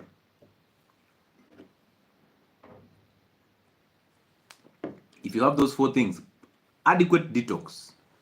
So what am I saying? For you to detox, fast. For you to detox, enjoy cabbage juice. For you to detox, enjoy the eggs. For you to detox, enjoy the red meat, fatty meats, for that matter.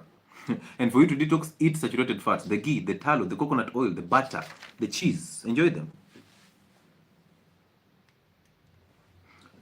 So as we finish this, because we are now about 1 hour 30 minutes to go. As we finish this, how do you know that you have a fatty liver?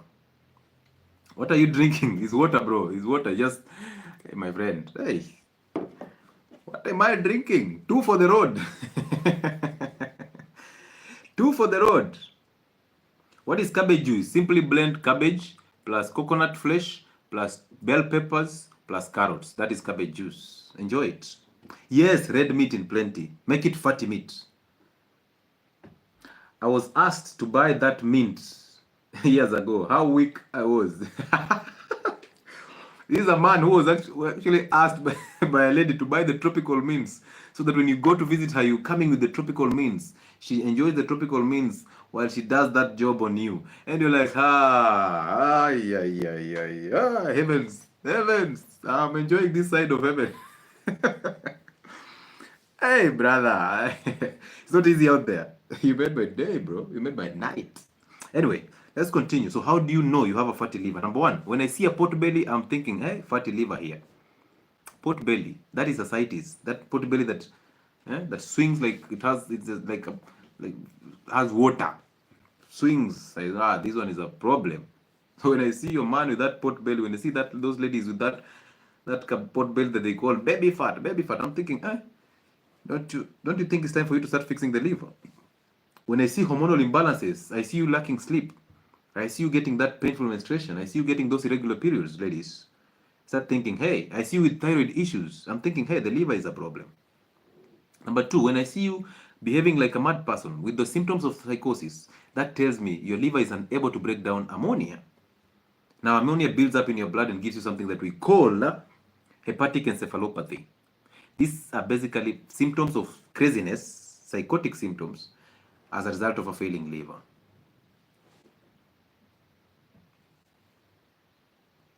Okay? So those are the things that I look at and I see. And then I ask you, what do you eat? Now I start thinking, oh, okay. So we start from inflammation, we get to a fatty liver. No, we start from a fatty liver, we get the inflammation, we get to fibrosis, which is scarring, and then we get to liver cirrhosis. On this note, let me talk about hepatitis a little bit. Anybody who is asking me about hepatitis, the word hepatitis just means an inflamed liver. So that is from a fatty liver to inflammation. That is hepatitis. But at that level, different things can cause hepatitis. Different things can cause hepatitis. Number one, of course, is the viruses. Hepatitis A all the way to E. All those are group of viruses that cause hepatitis, inflammation of the liver. For you to handle viral diseases, simply boost your immunity. Start fasting, drop the carbohydrates. That is it. Your immunity will go up. It will help you fight the viral diseases. Remember, it's very difficult to clear viral diseases from your system. But when your immunity takes over, it suppresses them and you'll never have a problem with the hepatitis. Okay? A, all those hepatitis that you know, A all the way to E. Number two is autoimmune. And autoimmune is basically your failing adrenal glands. Number three is, of course, medication and the toxins that cause hepatitis and inflamed liver. And number four on the list is basically the fats that are coming from the fruits. Not the cholesterol, the fats that are coming from the fruits. Okay? And of course, we cannot forget the alcohol. So alcohol can cause you hepatitis. So hepatitis is not anything that you don't know. It's an inflamed liver. Anything that ends with tis, those are inflammations. So it can either be alcohol, can either be viral, can either be infections, can either be medications or the toxins or autoimmune. And all of them can be handled through the same way. That's the beauty about it. Again, I told you when I see those spider veins, I'm seeing an inflamed liver. When I see the hemorrhoids, when I see somebody going through the loo, they take a stool, they take a bowel movement, and when they flush the toilet, the stool is not going. The stool just floats on water in the loo. That is what we call steatorrhea. So basically, you are unable to digest or to break down fat. That means you have a problem with the liver. So when I see that fatty stool, I know that's a liver problem. When I see you having a difficulty in breathing all the time, when you walk a small distance, you're panting, that is a fatty liver. Okay? When I see you having low cholesterol levels, that is a fatty liver. When I see you having the hormonal imbalances, men having erectile dysfunction, I know that's a fatty liver. When I see you having this bad taste in your mouth all the time, the metallic taste, sometimes you taste bitter things, sometimes you have this, the lack of taste totally, like when we had corona, the virus, everybody was lacking taste. When I see you having dry eyes and very bad vision, I'm thinking, hey, the liver is a problem, because the liver is the one that makes vitamin A to help you fight viral diseases, makes vitamin A to help you in vision. So those are some of the symptoms of the fatty liver. Good. So back to my nutritionists and my doctors on TikTok.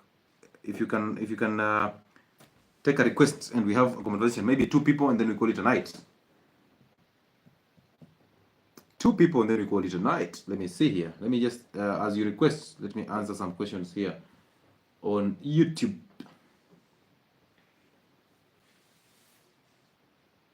Hi, Doc. What is the formula? This is Sonia Grant. Hi, Doctor. What is the formula for maintaining a healthy weight while not using seed oils, processed foods, and fruits, including honey, and not diabetic? This is what you do. Sonia, there's a video on my YouTube that is called Diet. Just called the Diet Plan. Simply type on my page, Diet Plan. Or you can type Diet Plan Health and Wellness Sport. You will see it. You will see that video that talks about what you should eat, what you should drop, and it's a very comprehensive video. Good. So let me talk to about, because we have 4 guests here. So number 1 will be Top Notch. And then I'll talk to Mariam. And then Mickey and George will clear it for us. Mariam, and then Mickey, and then George. Those will be our 3 guests. So let's start with Top Notch. Shed more light on herbal medication. Duncan, I have never had a problem. Relax, bro. I have never had a problem with herbal medication because herbs are nature's basically medicine to us. That's why I always support organic spices, the ginger, the turmeric, the garlic, all these things. I support them. So I've never had a problem with herbal medications. The only problem I do have is people using herbal medication. They use herbal medication, but at the same time, they still consume conventional medicine. You cannot use conventional medication and still take herbs. There will be drug interactions in the liver, and that will mess you up. Somebody is asking my YouTube page. My YouTube is Health and Wellness Sport. 465 of you here on TikTok. Simply run to my YouTube and subscribe on that channel. It's called Health and Wellness Sport. It shall be an honor to have you there. And yeah, you can share those videos with your relatives. They are very interesting. They are very educative. They are very challenging. So go there and subscribe. Health and Wellness Sport. That is my YouTube channel. Health and Wellness Sport. Thank you for subscribing. Top notch. Good evening, doctor. Good evening. How are you? I'm okay, but not really in good shape. What do you mean when you say I'm not in good shape? I have a head issue. I was diagnosed of gastritis last year and was placed on treatment, which they gave me drugs in the hospital. So I took the drugs which were prescribed completely, and there was no change. I went back to the hospital. They gave different set of drugs which I took complete to finish, and no change. I had to change and go to a different hospital, and they confirmed again there was gastritis. They gave me another set of drugs which I took again, and no changes. So I've been battling with gastritis since last year. It's really been a major cause for me. I'm always constantly bloated. So you're talking about gastritis? Gas in my stomach, constantly bulging. Yes, doc. Which drugs are you given? Unless I check my hospital books. Okay. What is your cooking oil? Antibiotics, but antibiotics? Yes. After the antibiotic therapy, did you take any probiotic? No, doc. Okay. I didn't. Where are you talking to us from? I'm calling from Yaoundé, Cameroon. Oh, Yaoundé, Cameroon. Welcome on board. Now, what is your cooking oil? Thank you, doc. Most of the times I use groundnut oil. Sometimes soya beans oil. I mostly use soya beans oil. How old are you? I'm 32 years old. And what is your body weight? 65. Okay. And do you eat any wheat products? Yeah, not often. I rarely eat wheat products. And how about sugar? Not actually. What is your favorite fruit? I don't consume sugar itself. Beverages, I rarely take sugar, anything sugary things. Do you take sugar or you don't take sugar? For about 7 months now, I don't take sugar though. Okay. I don't take sugar, but I take honey. You don't take sugar, but you take honey? Yes, doc. What is the active ingredient in honey? That's to say, I know honey is sweet, but I don't know the active ingredient in it. Oh, so you know honey is sweet. Honey is sugar, definitely. Like honey is sugar. There's nothing like you don't know. You know very well honey is sugar, and the reason why you take honey is because it's sweet. I see. So this is the point. At least go on 6 weeks of zero honey and sugar and zero fruits.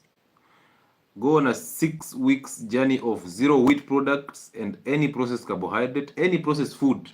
Let me just put it that way. Go on whole foods that come from the soil and from the animals. And then change your cooking oil to animal fats. Do you know ghee? Ghee, I hear of it, but I've never laid hands on it. I don't know if you have it here. Ghee is the milk fat. Do you know butter? I know of cheese. You know of cheese, but you don't know of butter? I don't know if it's the same thing, but I know of cheese. Have you heard of coconut oil? Yes, doc. So simply use coconut oil as your cooking oil, okay? Doctor. So 3 things. Doctor, please, another thing, it gives me constant.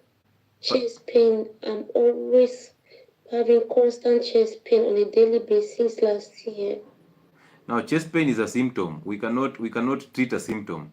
That means you need an X-ray. You need to go to hospital and do an X-ray so that we get proper diagnosis. We cannot assume that chest pain is a disease, so we cannot start treating symptoms. So I think you should go to the hospital and do It's true, I basically did. a full hemogram Yeah, and I also do did. a chest X-ray. Yeah, I did. I've got 3 different chest X-rays here, and I also went to a cardiologist, and nothing was no major, nothing was found. Good. So if nothing was found, now it's time for you to start changing your kitchen. So start by dropping any cooking oil and start using coconut oil as your cooking oil. Number 2, drop all Okay, wheat Doc. and all processed carbohydrates. And number 3, drop sugar in all Yes, forms, including fruits and honey. Those 3. forms. Okay? Okay, Doc. And then Yes, simply Doc. simply do 4 days in a week of 2 meals a day and 3 days of 1 meal a day. And then tell me about it. All right. Okay, Doc. Thank you so very Good. much. Thank I you. hope you've noted that down so that you don't get confused. Thank you so much for coming through all the way from Yaoundé, Cameroon. Yeah, I don't get it. Yeah. Good. All the way from Yaoundé, Cameroon. She sounded like though she was sleeping, right? So next was Marian. Or was it Marian? Yes, Marian.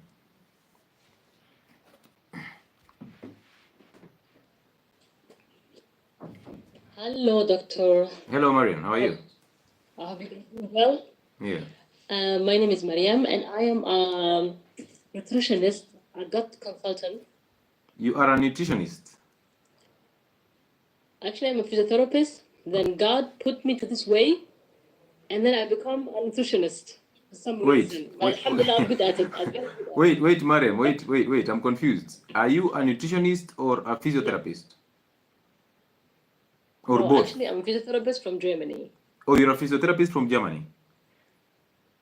Yes. Ah, interesting. But Welcome. then I started talking about the gut because I was interested into it. Because I came from Africa, and then I had bloating.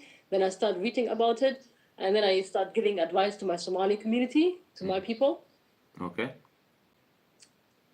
So then I'm doing this job now for 2 years. So Okay. yeah, I made it as a second hustle job.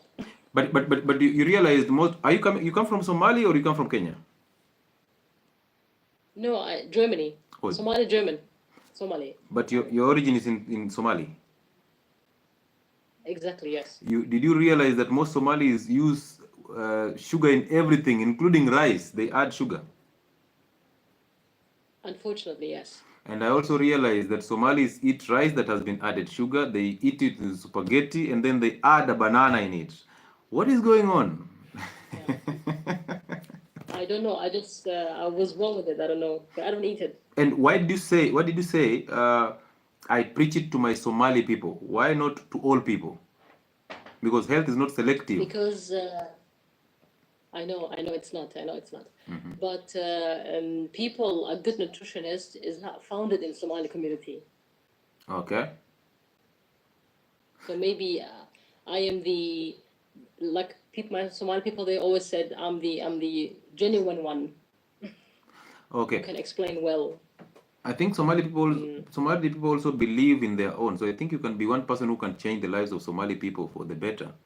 But I want to know. I want to ask you a question. Do you think fruits are healthy? Fruits? Do you think fruits are healthy? For somehow, yeah, they have enzymes. They have good enzymes. Okay. They have good vitamins. Like which one? For example, papaya. Okay. Like papaya have good enzymes. Ananas, mangoes. It's good. It's good for the liver. Mm-hmm. And it also is good for the. It makes good enzymes before you eat meat. It can breaks protein.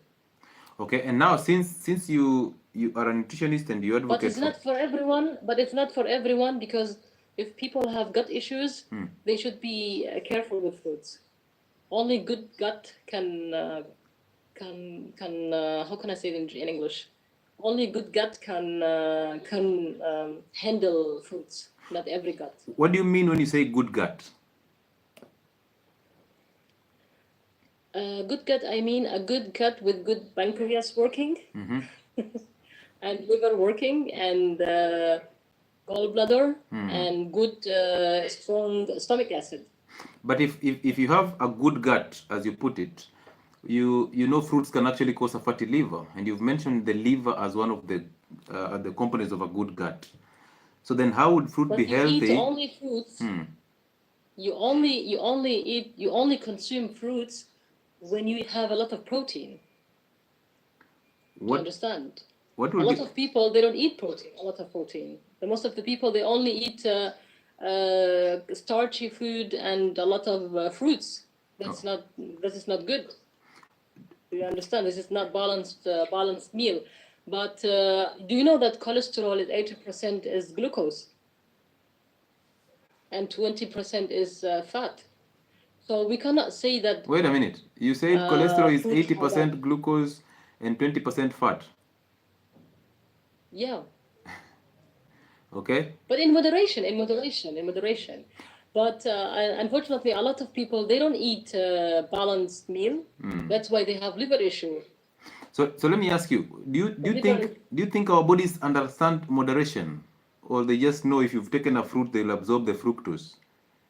Whether you've eaten one fruit or three fruits, it's still fructose. Yeah, but that's what I said. A lot of people didn't consume a lot of protein. I said fruits with protein. I didn't say fruit only with, like you mentioned, rice with banana. That's too much for the liver. So if I eat red meat with a fruit, what will be the difference with me eating red meat on its own or fruits on their own? What will be the difference in the body? Experience with people, yeah, with my patient. If they consume papaya, for example, it's low glycemic, right? Papaya. If they eat papaya 30 minutes before they eating meat, they can break down protein better. But you see, yeah, but you see, the glycemic index is basically glucose, not the fructose index, right? But the papaya has fructose. Yeah, and fructose is converted to uric acid. That will mean they'll have issues with their joints. So you can imagine if I tell somebody to eat you can imagine if I tell somebody to eat papaya with red meat, and red meat will be converted to purines that will also give you uric acid, and then you eat a fruit that will actually be converted to. That's why I said a good. That's why, doctor. That's why I said if the gut is healthy, if the person is healthy, if they exercise, they eat well, if they sleep well, there's a lot of combination with that. Of course, I'm not recommend someone who have liver issue and uric acid to eat fruit. 100% not. Okay. Do you understand the point? Yes, I do you understand. Me? I do understand you, but I have my question. I always talk to the people. I ask them, I question them before I start giving them meals. And I know that the liver, most of the people who have liver issue, they have sugar issue. I know that. But I know that fructose will go to the. I know that fructose will go to the liver and then will metabolize as a fat. Let me ask you a question. Why? Not to glucose. I'm thinking this way. If we have a meal that is rich in protein, why don't we just do protein with vegetables? Because the same nutrients that are in fruits are present in vegetables. The only difference is vegetables don't come with the sugar. So why don't we just do meats and vegetables instead of meats and fruits? Do you understand my point of view? I understand. There is a lot of things you can break down with protein, but it's also the body needs variety. Like you can give the body a lot of things. You can have sometimes veggies. You can have papaya. You can have hot water with lemon to break down the protein. There's a lot of things you can do. It's a variety. Well, and as I said, it depends on the person I'm talking to. If you have uric acid and liver issue, 100% I'm not suggest you to eat starchy food and fructose. But most of the times, people don't even know they have a fatty liver until they're diagnosed with a condition. And then now we go to underlying. I will ask them questions. How will you know? How will I know that I have a fatty liver? There are certain signs they will have. They have bellies. They have bad sleep. They have constipation, hemorrhoids. they have farting, they can't not tolerate fat, they have white stool, or how the balls stool. There is a sign for it. But I was so concerned about the part where we should eat protein and fruits. That's the part I'm concerned about so much, because I don't understand why we should do fruits that have sugar, the fructose, that will end up messing up our liver instead of doing the vegetables. God made fruits. God made fruits for reasons. Yeah. And I know the topic is liver. But again, God made fruits for, yeah. But again, God made. But fruits have good enzymes. We cannot deny this, because but the same enzymes are in vegetables. Yeah, but it's still different. So vegetables are vegetables. Let me ask you a question. God made a donkey. Why don't we eat a donkey too? Donkey means like say, why don't we eat dogs? It's not allowed to eat dogs. Why? But they're made by God. I am a Muslim. We have limitation of what we eat or not. But you see, health does not choose if you're Muslim or not. But you cannot compare dog with papaya now. No, you defended your fruits by saying God made fruits, so we should eat them. So I asked you, God made a dog. Why don't we eat a dog? I didn't. Why should we eat a dog? You cannot compare this question. The question is irrelevant. No, it's not irrelevant. It's actually, I'm actually using your words, because you said the reason why we should eat fruits is because God made fruits. And then I'm asking, the same reason God made a dog, why don't we eat dogs? Because a dog is not an animal you can eat. Why? It is rich in proteins, right? But I told you I'm Muslim. We have limitations. And there we go. Questions are... huh? Okay, well done. Okay. But if you are against fruits... No, I'm not against fruits. I'm not against fruits. I want us to get to the root cause of this, because it's evident that if you know, teach me, because I'm not a doctor. If you know, you can teach me, because I'm not a doctor. That's what I've been teaching all through this life. Did you join us late? No, I was listening to the live, by the way. I was listening. Because the reality is, whether we like it or not, as much as we want to eat the fruits, people don't eat fruits because they have vitamins. You don't eat fruits because they have vitamins. You don't eat them because they have enzymes. You eat them because they are sweet. That's the truth. And fruits have sugar. And you know very well, for example, if we have vitamin C in a fruit and we have fructose in the same fruit, fructose and vitamin C have literally near the same structure. So they compete with the same receptors for absorption in the gut.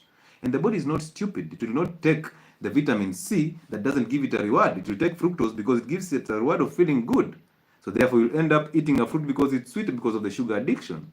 So if you're looking at the beneficial value of fruits, and then you'd rather look at beneficial value of vegetables rather than the fruits, because vegetables come with the fiber, which will help you in the gut function, and they come with the same vitamins, the same enzymes that are present in the fruit. So why don't we eat the vegetables plus the protein?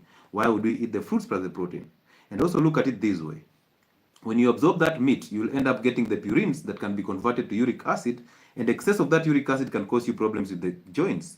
But you will not get excess of this uric acid if you don't have the sugar, because the sugar is the one that actually blocks the excretion of uric acid through the kidneys. So therefore you get accumulation of uric acid that crystallizes in joints to give you gout.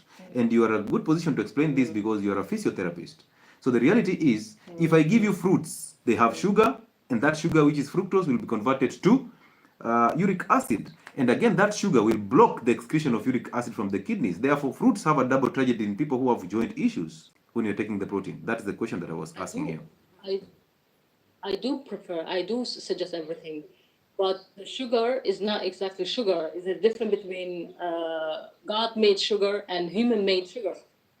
What is the difference in the body? I didn't say people should eat fruit because of sugar. I said because of the enzymes, and there is a lot of research about it. So what is the difference? What is the difference between the God-made sugar and the human-made sugar? God-made sugar has a lot of things. Had fiber, had vitamins, had enzymes, has a lot of things. And man-made sugar, only toxins. So when you say God-made sugar, you mean the natural sugar, right? Yeah. Give me a good example. Like, for example, watermelon has a lot of sugar. Thank you very much. So let's compare a watermelon with sugar, the refined sugar, right? The refined sugar is sucrose. The refined sugar is sucrose, which is basically fructose plus glucose. Watermelon has fructose, which is the same to the fructose that is in refined sugar. So what is the difference when these sugars get to the liver? Does the liver know that this is God-made and this is man-made? Yes. Does the liver know? The body can recognize. The body can recognize what's bad and what's wrong. No, this is not about bad and wrong. This is about the sugars. The natural sugar, which is fructose, and the man-made sugar, which is fructose. So does the liver know that this is fructose from sugarcane and this is fructose from the processed sugar? Does it know? Yeah, the body will know.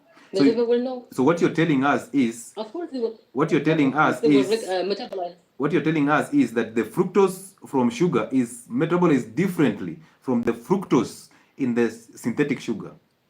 They have different pathways for metabolism. Of course, the fructose will metabolize as a fat, definitely, and the body and the liver will storage it, of course. But it's totally different because sugar man-made is totally different from God-made foods. But when you absorb them, the body does not know this is God-made or this is man-made. It's just fructose. Sugar doesn't have fiber. Fruit had fiber. But nobody absorbs fiber. Have you ever seen somebody absorbing fiber? Is there any metabolic pathway for absorption of fiber? There's none. It's either fructose or glucose. And all the two will be taken through a metabolic channel for either glucose or for fructose. Whether it's natural and God-made or it's synthetic and human-made, there is no difference. When it gets to the liver, it's either glucose or fructose, and therefore glucose goes through the glucose metabolic pathway. Fructose goes through the fructose metabolic pathway. So how then does the body know that this is man-made sugar and this is God-made sugar? The body will know. The body will know. Man-made sugar is toxins, and people react to it harshly. And of course, if the human being, every human being has a spare of limitation of sugar. I have a question for you. Of course, if you have liver, let me just finish, my brother. Okay. If a human being has a liver issue and insulin resistant or diabetic, of course, we cannot tell them you can have fructose. Of course not. This human being who have issue with liver and uric acid and diabetic, they will avoid all kind sugar, whether man-made or God-made. But they you will avoid it. But from your previous statement, what you mean is somebody having a fatty liver can enjoy God-made sugar. I didn't say that. Oh, okay. I didn't. I was just asking. I was asking you. I was answering a question. You confused me, really. Actually, I came up for something else. Yeah, I don't know, Yani. Why are you laughing? Well, no, I'm not laughing. I'm enjoying the conversation. I wasn't competing. Why are you getting upset? I wasn't. Why are you getting upset because I'm laughing? I always laugh on my platforms. Because you confused. First, okay. It's allowed to laugh. It's allowed to laugh. But I was answering questions, and then you make irrelevant comparison, yeah. And then I said in my beginning of my talk, is the difference between a healthy human being and a sick human being. I mentioned that, and I said that. And then I was giving you examples. And then you said fructose is bad. Yeah, like you make it sound like fructose is bad. I know the topic is about liver, and I know human being who's sick, they cannot have fructose. Well, I came for another question, actually. I came up for a question. You have a question for me? And I told in the beginning. You have a question for me? Yes, I have a question. Oh, good. Go ahead. I think that will be better. Yeah. Okay. I came up to ask you, a human being who eat very well, the doctors will tell them they have good liver results, but they poop is very white, and they don't have any issues. Like the human being said, I'm not sick, but I have white poop. Why is that? What do you mean by white poop? Stool like they poop, their stool is white, exactly, yeah. We can't know that until we ascertain the stool. We have to do the stool tests. Because again, stool comes from what you've been eating. They did, yeah. Because stool is what you've been eating. Food is the one that ends up making stool. But unless you have a problem with the liver again that helps, to break down the fat, and then you end up with the stool that is covered with fats. That's another story. But white poop, we have to do some tests for the stool to understand what is happening here. We cannot just judge from the color of the stool, because the stool is actually the quality of what you're eating. Yeah, she said she eat very well, and she consumed good fats, and she also put. Most of the times when people say I eat very well, you go ahead and question them, and you realize there is nothing like eating very well. She eats good fat like ghee butter and olive oils and coconut. She consumes good fats. Okay. Doesn't consume bad fats. What else does she consume apart from the fats? She eats a lot of vegetables. She eats good meats. She do fasting in between. She consumed probiotics like kefir. And then one day she was surprised that she had 2 nights that her stool was very white. And then she went to the doctor. They do a test, and then they said everything is fine. No symptom? Apart from the poop, no other symptom? She doesn't have symptoms. She doesn't have any pain. She doesn't have any pain in her right side. And then what is the problem? Because she had no symptoms, she had no discomfort, she just had white stool. What was the problem? Yeah, that's why I said to her, you have to go. She lives in Malaysia. Ask her to go again to the doctor, and they should do a stool test. And they give her medication for the liver. They said maybe I thought maybe you know it. That's why I asked. Why would they give her medication for the liver when the liver is no problem? They say the liver is okay. I really don't know. That's why I want to ask. I want to know more information about you from you. Maybe you would know better. Because there's a lot of things there. I wouldn't just rush to put a conclusion on it, because again, we have to ascertain what are the parasite levels. We have to ascertain what are the liver functions. We have to ascertain what is the stool test. What are the results that are coming out of there, and then we have to ascertain what does she eat. Can she contact you? Do you do consultation or something? Yes, I do consultations. Maybe I can refer. Maybe I can refer you to her. Yes, please. There's a contact of mine on my bio here. You can simply use that to contact me on my WhatsApp. Oh, okay. I will do it, inshallah. Okay. Good. Thank you. Thank you for your time. You're welcome. Thank you too. You're doing a good job. You're welcome. Thank you. Where?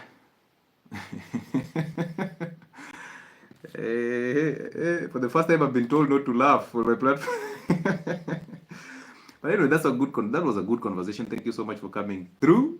It was a test of our patience. All of us were getting impatient. I understand that. I can easily tell the energy.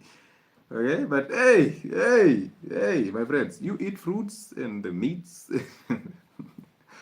Hey. But anyway, thank you so much for coming through. That was interesting. Let me do the last person, who is actually George. I think George. I hope George is still here. Hey, Mickey, your people. Hey, yawa. Hey. Hi, Doc. Yes, hello, George. How are you? I'm well. Good evening. Thanks for your talks. They've actually been great. I think I've tried a number of things. As time I was doing the cutting on carbs and so on, and I did see great results and great change. Mm-hmm. So actually asking on behalf of my mom-in-law. Mm-hmm. She has something to do with thyroid. Yeah. So they say basically the energy bit in her is totally gone. She can't even use her legs anymore. She's about 70. Mm-hmm. She's been in that state for quite some time now. So medications in and out. And so I'm wondering what can be done with her, because we're trying to go to stop the sugars and so on, but it's something that she can't. She's not accepting that. Oh, she's not accepting to drop the sugars. Yeah, kind of. She that's one thing she's really refused to do. Why? She just feels she has to have sugar in everything she takes, if it's tea, porridge. So she's just adamant that she can't drop sugar because of the addiction that has come with the sugars, right? Yeah, true. What is her cooking oil? We actually staying with her right now. We're trying even to portion food, but of course there are things that we've really failed to push down. Yeah. Yeah. I can really understand your story because. But the major thing they told us. The major thing they told us is that she has an issue with thyroid, so basically her not being so weak is because I mean, food is not converted in the right way, all that kind of story, and that's also Parkinson's. So yeah, Parkinson's is also kind of in her. Well, she has Parkinson's also. Yeah. The reality is this, bro, and I hate to bring it down to you this way. I also struggled with telling my elderly people to drop some of the foods that they consume because these people are reaching a place where they are thinking that I've invested so much in my children, and it's time for them to give back to me. So you can imagine telling an elderly person to start dropping the chapatis and the wheat, yet they know this is food. This is the good food. Okay, you see nowadays in the villages, sugar and the seed oils are actually a measure of standards. So if you don't take sugar to your granny in the villages, they don't consider you as somebody's. If you get there, you're lean and you're looking slim, they start thinking, ah, this one is suffering. So it's very hard to help these older people to unlearn some things. And teaching an old dog new tricks, my friend, it's very difficult. But again, this is the point. The reality is, in life, you can only move with those who are willing to move with you, bro. You came alone, you live alone. Those around you, you can help them if they want the help. If they don't want the help, don't force them, because healthy living is an individual decision. You cannot push it towards somebody's throat. You can only advise, okay? You can only advise, and if they choose to follow your advice, well done. If they don't, there's no problem, bro. Everybody has their journey. But what you can do, you can change the basics. Number one, you can change the cooking oil. And number two, you can totally do away with the sugar, bro. That one, those are that you cannot bargain on those ones. Of course, she'll be stubborn 1-2 days because of the addiction that comes with the sugars, but you can substitute that with something else. For example, in the morning you can do away with the morning breakfast and just make a meal instead of making tea plus the mandazis and the breads. You can simply make a meal so that you can do eggs, vegetables, and avocado in the morning. Once you do that, now it shifts the attention from the tea, and now the sugar goes with that. But imagine telling somebody, don't take sugar, and this is somebody who has been taking sugar and tea all through her life. So you can simply substitute that and put there a meal in the morning. And then you put a meal again at lunch hour when they eat. And then you put a meal in the evening. So they don't have a chance to sit down and enjoy their tea. But you cannot do that just once. You start withdrawing it slowly but careful. So you can do, today you do a meal, tomorrow you give them the tea. Tomorrow you do a meal, evo. You go and as you reduce it slowly and carefully, because their bodies are so addicted to the sugars that if you withdraw the sugar once, they might even faint because of lack of energy. They say the lack of energy, the fake low. So the sugar is very dangerous. But you see, at 74 years old, she has lived more than she will live. So yes, that's why we celebrate their lives. But now we have to take her through a stepwise journey, slowly but carefully. So you can do whatever you can do. Whatever you can't is beyond you, don't do it. That's simple, bro. And then don't stress yourself so much trying to fix other people. Simply fix you and let other people learn from you, and that's it. Oh, thanks a lot. Thanks a lot for that advice. Yeah, and you see, for the Parkinson's, it's basically, again, the sugar in the brains. It's sugar. For all the chronic conditions, even the dementia that she is going to go through as an effect of that Parkinson's, there'll be a lot of problems. So for you to actually try to handle these things and change a little bit, simply start by making a meal in the morning. Make her a good meal in the morning. And then now we start doing away with the sugar in tea, slowly but carefully. We still maintain the milk tea. And then slowly but carefully, we do away with the milk. But that will take a lot of time and a lot of patience. You can be assured of that. So be ready for that. Thank you, Doctor, and thank you for your time always. You're welcome, sir. Thank you so much for being part of us. Okay. Hey, man. It's so hard to help older people unlearn. I struggle a lot telling people to just drop fruits. It is hard. It is hard, but it's very doable. You only start by changing. You see, behavior, you cannot just change behavior once. What you do is you replace the bad habits. You change the bad habits and replace them with good habits. That's how you do away with bad behavior.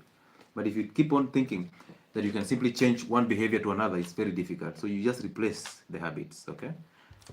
So yeah, good. Let's do, Mickey was the last one, so we can finish with Mickey and we call it a night. There's somebody who has stayed here for the longest period of time, and that is Thoko. So we'll do Mickey and then I'll do Thoko and then we call it a night. So guys, for people on my YouTube, Wellness Wave without Dosi saying, please Doc, allow me to say something.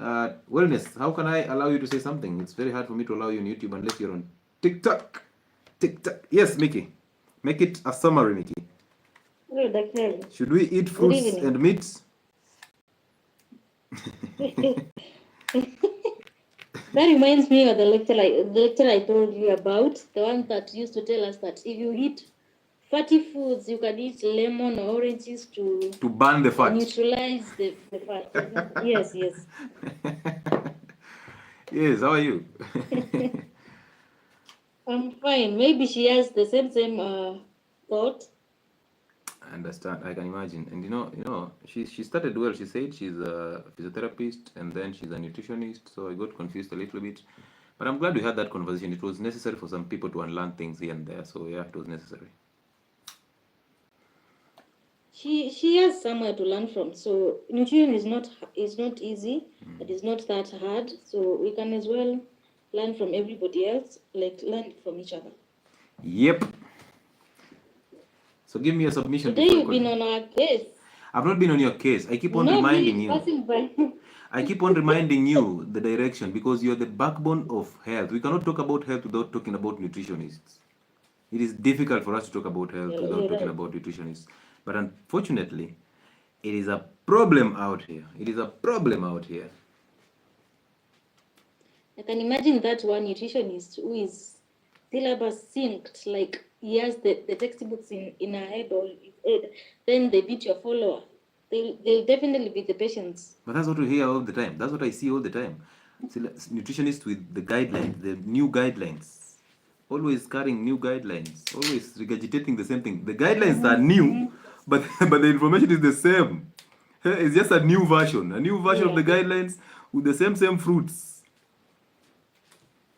I don't know why when we meet doctors, we get confused. Like, there is a time my child was sick, and this doctor told me, your child is just okay. He looks very healthy. The problem is this tonsillitis keep coming because he has low immunity. If you give this child fruit juice every day, the immunity will be stronger and will be better. Let me tell you, I blended juices for that child. Okra. Not okra, fruit juices. For the sake of immunity of the child, so that the child gets better, right? Yes. The following day, the child couldn't talk. Hey, man. It was worse. No, you see, actually, tonsils are part of the immune system. So I really don't want. And the reality is, after taking all those juices, the next thing would have been, hey, Mickey, now this one is dangerous. Bring that child here. We need to chop off the tonsils. That's how it goes. You start by taking those sugars and those juices, and then pop, the kid has no tonsils. Now they are being blamed, and the same kid still suffers pneumonia. I'm happy that we didn't do it. And that same day, I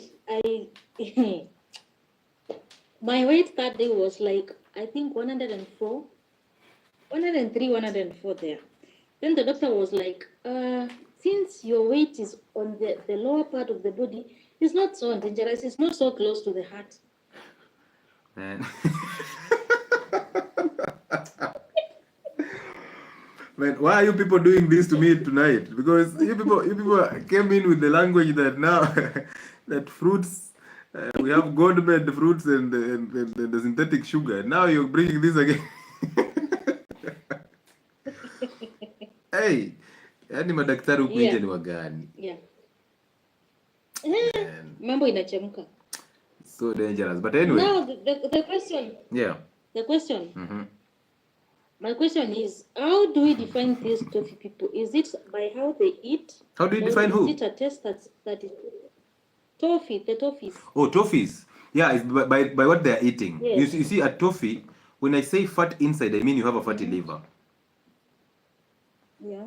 So when I carry out liver function tests, of course I'm seeing a fatty liver disease, but you see, by the time I'm seeing a fatty liver, we are already at an advanced stage. We are already starting the inflammation, where I'm seeing the ALTs and ASTs in blood, which basically means a surge in ALT and AST, those enzymes in blood, are indicating that the liver is already failing. Okay, because it's now releasing these enzymes in the blood, is unable to regulate them. So I'm thinking, okay, now we have a fatty liver problem. But you see, by the time those enzymes are getting into the blood, you are moving from the fatty liver to the inflammatory side. Now you're starting to hurt your cells. Okay? Yeah, so by the time I'm diagnosing you with a fatty liver, that's why I said most people walk with a fatty liver without knowing. Just the same way, fat people will walk to the hospital and do a blood sugar test and turn negative for diabetes. And then they come and tell you, me, I don't have diabetes, my sugars are normal. But the reality is diabetes is not what is in blood, it's what is in the cells. So they have not done a test for what is in the cells, they've done a test for what is in the sugars, in the blood, sorry. This is the same thing that happens. Somebody tells you, I eat a balanced diet, but I've been diagnosed with a fatty liver. How? And then you ask them, what is this balanced diet? Whatever they tell you, if they mention seed oils, they mention wheat products, they mention processed carbohydrates, they mention the sugars in all forms, including fruits and honey, simply know these people are at risk. Already there's a risk for them being diagnosed with a fatty liver. So that's why it's very necessary for you to do a proper patient history and patient examination. Because once you start asking these questions, when they start opening their mouth and opening up to you because they are desperate for the information, when they do that, they give you a leeway to know what is the problem, what is actually the cause of the problem. But when you just go ahead and tell them, shida iko wapi, when they tell you shida iko wapi, you are already writing a lab request. They head to the lab, you come back and write drugs. You will never know where the problem is. Some of them come with a headache, a mild headache, and they just wanted to consult you and know what is happening. Just tell them to drink water that has salt and move. But you've already sent them to the laboratory. By the time they're coming from the lab, they have a positive test for malaria, a positive test for what? For typhoid, and a positive test for brucellosis, and a positive test for H. pylori. So you see, already I've taken so much money from them instead of just fixing the headache. And then they take all these drugs and nothing is happening because, again, the issue is not whatever was diagnosed in the lab. It's about the fatty liver. So if I ask them what they eat, I will know who they are because we are what we eat. Okay. Yeah. So it's not the kitambi part. No. You see, kitambi is a symptom. When you see that kitambi, even if you see that kitambi, a big kitambi, it's not necessarily that this person has a fatty liver. They just had the central obesity. The fatty liver kitambi is actually ascites, accumulation of fluid around the abdomen. So when you move that tummy, it moves as though it's fluidy. Okay, there's some fluid there. So it's even easier to diagnose a fatty liver in ladies than to diagnose a fatty liver in men using the kitambi. So it's not about the kitambi. The kitambi is just a symptom. About the toffees, you see, there are those who are, they look tiny, but they have, even if it's just small. Yeah. Really, like those toffees, like their weight is just normal, but then they have some kitambi. So there's a small one. It's not that big. Yeah. That can be a symptom. As I just said, that can be a symptom. So you can use that to ascertain, yes, they might have a fatty liver, and then send them for liver function tests. But you see, even if you see that kitambi, could be something else. So you need to ascertain that this kitambi is actually associated with the fatty liver disease. So what do? You actually ask them what they eat. Once you ask what they eat, now you can use that plus that kitambi plus other symptoms to actually ascertain they have to go for a liver function tests. And then that can tell you what is happening. Yeah. Okay. So toffee, just is it the way it suggests fat in the inside and thin from the outside. Like, you see, there are these girls or the men who are very tiny, but if you see the way they eat 9 chapatis, 7, 5. Of course, that's a client. They don't have belly. That is a client, of course. When you see that, you simply know that's a client. So you start making sure that you see differential diagnosis will now lead you to where you want to go. Once you see that one symptom is not enough, you have to do differential diagnosis. And that will take you to what you want and where you want to go. Oh, okay. Yeah. That's answered. I would like to say thank you so much. You're saving us the embarrassment of meeting your followers in the hospital. You're welcome. I'm glad that you're in this platform so that when you meet my followers there, they start asking you questions. You tell them, yeah, okay. Now they say, are you a follower? You say, I'm a faithful one. Thank you so much for being here, Mickey. Thank you. Yes. I And then you appreciate can it. have the conversation. We'll see you again on Wednesday.